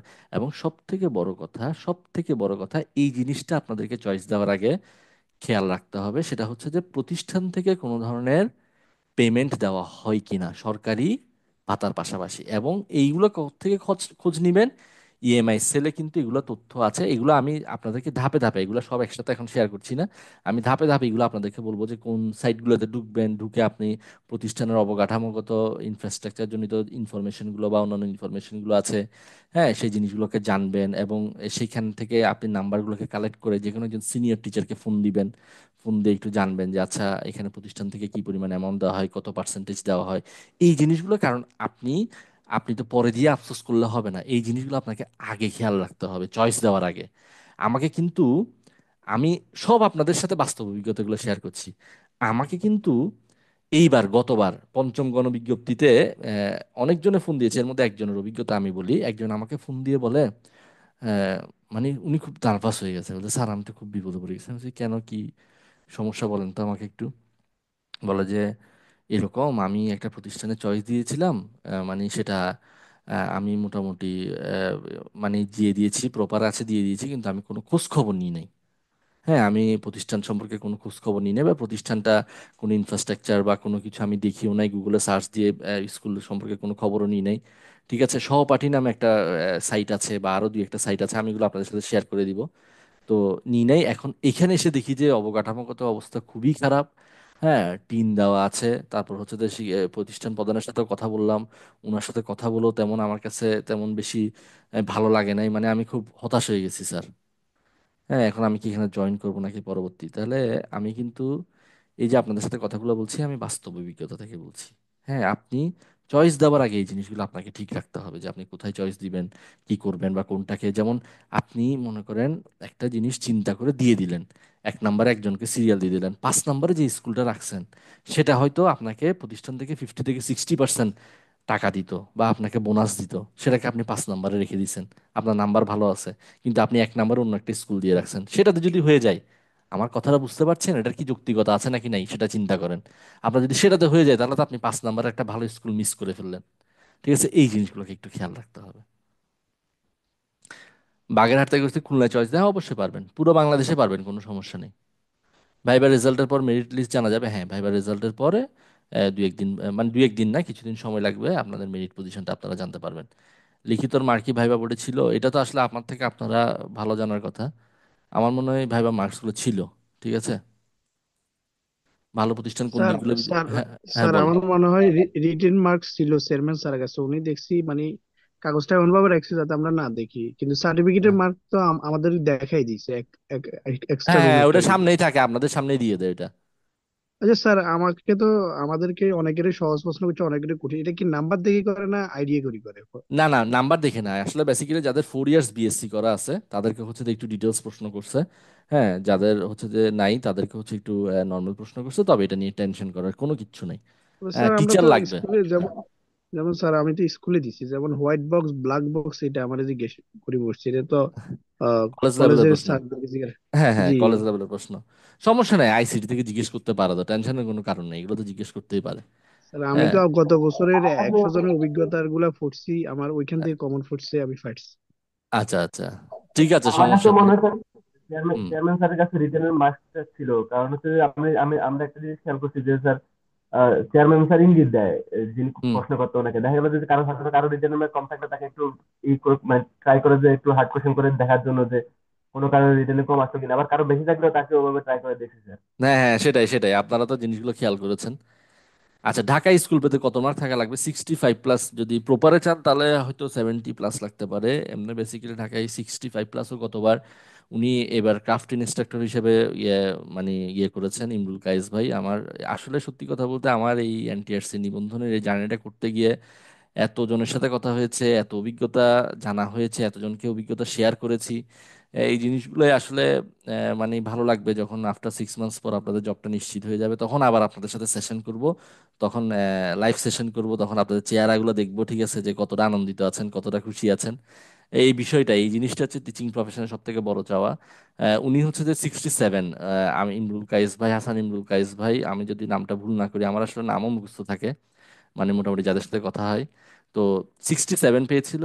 উনি ঢাকার প্রপারেই জব হয়েছে, মিরপুরের মধ্যে অনেক বড় একটা স্কুলে জব ছিল। এবং ওই প্রতিষ্ঠানে উনি হচ্ছে যে প্রতিষ্ঠান থেকে পেতে হচ্ছে যে প্রায় 15 থেকে 16,000 টাকা, ঠিক আছে? মানে সব কিছু মিলিয়ে এটা সেটা। বড় বড় প্রতিষ্ঠানগুলোতে কিন্তু আপনাকে কিছু হাউস রেন্ট দিবে, কিছু গিয়ে দিবে, এবং শতভাগ বোনাস দিবে। আপনি স্কুল থেকে, আপনি সরকার থেকে পাবেন 25% বোনাস, 20% বোনাস, ঠিক আছে? আপনি প্রতিষ্ঠান থেকে পাবেন শতভাগ বোনাস। এরকমও কিন্তু অনেক ভালো ভালো প্রতিষ্ঠান আছে। সেই জন্য এনটিআরসি পরীক্ষার লিখিত পরীক্ষার নাম্বার হচ্ছে সব থেকে বেশি গুরুত্বপূর্ণ ভালো প্রতিষ্ঠান পাওয়ার জন্য, ঠিক আছে? আপনারা এই পরবর্তী ধাপে যখন আপনার, আর সব থেকে বড় কথা, এই যে আজকে যে অ্যানালাইসিস করলেন, আমার সাথে কথা বললেন, বা যারা পরবর্তীতে এই ভিডিওটা দেখছেন, সবার উদ্দেশ্যে আমার একটা কথা থাকবে, আজকে থেকে শুরু করে ভাইবা শেষ না হওয়া পর্যন্ত আর এটা নিয়ে কোনো চিন্তা করবেন না। যে যে যে পরীক্ষার জন্য পড়াশোনা করছেন, যে যে পরীক্ষার জন্য কাজ করছেন, সেটা নিয়ে কাজ করেন। যাদের নাম্বার মানে আপনি মনে করছেন যে আপনার তুলনামূলক কম থাকতে পারে, কারণ আপনি কিন্তু এখন কি চিন্তা করছেন বলেন তো? আপনি এখন চিন্তা করছেন আমার একটা জব পাইলেই হলো, যেভাবে হোক আমার একটা জব লাগবে। কিন্তু জব পাওয়ার পর আপনি চিন্তা করবেন কি, যে আরেকটু ভালো স্কুল পাইলে হয়তো আমার জন্য ভালো হইতো। কারণ এটা স্বাভাবিক, এখন আপনার কাছে জব নাই, সেজন্য আপনি কোনটাকে প্রেফার করছেন? আমার একটা জব পাইলেই হয়ে যাবে। কিন্তু জব পাইলেই কিন্তু সবকিছু না, আরেকটা যুদ্ধ শুরু হবে। তখন আপনি চিন্তা করবেন কি, আরেকটু বেটার পাইলে মনে হয় আমার জন্য ভালো হতো। সেজন্য যাদের মনে হচ্ছে যে, যাদের সময় আছে, এবং যাদের মনে হচ্ছে যে আপনাদের 18তমতে তুলনামূলক নাম্বারটা কম থাকতে পারে, আমি বলবো যে আরেকটু ভালো প্রিপারেশন নিয়ে 19তমতে আবার চেষ্টা করবেন। আমি যখন 15তম শিক্ষক নিবন্ধন পরীক্ষায় পরীক্ষা দিই, আমি 15তম শিক্ষক নিবন্ধন পরীক্ষায় আমার রেজাল্ট হয়নি, আমরা 16তমর জন্য আবার প্রিপারেশন নিয়ে, তো আমার 15তম নিবন্ধনও আমি দুইবার মানে ভাইবা দিয়েছি, আবার 16তম নিবন্ধনও আমি ভাইবা দিয়েছি। তার মানে আপনার বেশি নাম্বার যেটা হবে তখনই সেটা আপনার কি হবে, আপনি সেটা আপনার ভালো প্রতিষ্ঠানের জন্য সহায়ক হবে। এটাই হচ্ছে সব থেকে আচ্ছা বড় স্যার, কথা আর কি। একটা হ্যাঁ, পরামর্শের জন্য চাইতেছি। হ্যাঁ, হ্যাঁ, স্যার, ওই স্কুল লেভেল আর কলেজ পদের তো একই সিলেবাস, ঠিক আছে? হ্যাঁ, হ্যাঁ, হ্যাঁ। আমরা তো প্রথমবার দিছি, কঠিন মনে হুম, করি কলেজের জন্য হুম, দিলে। এখন হুম। কলেজেরটা বেস্ট হবে নাকি স্কুলেরটা বেস্ট হবে? মানে চাকরি কোনটা ভালো, সুযোগ সুবিধা ভালো, প্রদর্শক পদের তারপরে? জন্য ভালো ভালো কলেজগুলোতে অনেক পোস্ট খালি। আমি প্রদর্শকেরটা আপনাদের সাথে, আপনারা যেহেতু বলছেন প্রদর্শকের জন্য, যেটা হচ্ছে সেটা হচ্ছে যে প্রদর্শক কিন্তু ল্যাব অপারেট করা। আপনার পুরো মাসে হয়তো 3-4টা ক্লাসও থাকবে না, আপনি যাবেন প্রতিষ্ঠানে, যে ব্যাস এবার আরাম করবেন, আর কোনো কাজ নেই। স্যার, হ্যাঁ আরাম তো আপনার, ঠিক আছে, হ্যাঁ এক্সট্রা আমি ইনকাম বলি, তো হয়। হ্যাঁ আপনি হচ্ছেন যে দশম গ্রেডেই, আপনি হচ্ছে দশম গ্রেডেই বেতন পাবেন। আপনার ওই যে যেটা সুবিধা বললাম প্রদর্শক পদে তো নিয়োগ খুব কম হয়েছে। এখন বড় বড় কলেজগুলোতে হচ্ছে যে কি প্রদর্শক পোস্টটা খালি আছে, কথাটা বুঝিয়েন। তাহলে আপনি প্রদর্শক পদে যারা, যেমন এবার যারা দিয়েছে তাদের তো সবার চাকরি হয়ে গেছে, এটা তো একদম নিশ্চিত, তাই না? তার মানে জি। আপনি প্রদর্শক পদের জন্য চেষ্টা করতে পারেন, কারণ প্রদর্শক পদের জন্য হচ্ছে যে কি প্রদর্শক পদে বড় বড় প্রতিষ্ঠানগুলো দেয়। এবং হ্যাঁ, আপনি বলেন, আপনি যত কিছুই বলেন সবকিছু ওভারঅল মিলে আপনার অবশ্যই আপনি প্রদর্শক পদের জন্য এগিয়ে থাকবেন স্বাভাবিকভাবেই। বুঝছি। আচ্ছা, এই 19তম নিবন্ধনে আবার স্কুলে আবেদন করতে পারবে কিনা, আপনি যদি ইন্ডেক্স হয়ে যায় তাহলে আপনি আবেদন করতে পারবেন না, আর ইন্ডেক্স ডিলিট করে যদি চান তাহলে আবেদন করতে পারবেন। এটা হচ্ছে কথা।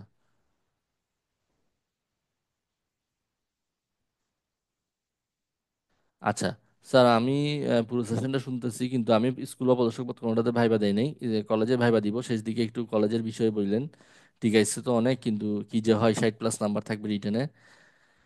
আহ সমস্যা নাই, টেনশন করার কোনো কারণ নাই। এই যে একটা, আপনি তো আসলে যে কোনো সেশনে, আমার যে কোনো সেশন মানে সবসময় অ্যাটেন্ড করেন, অনেকবার আপনার সাথে কথা হয়েছে।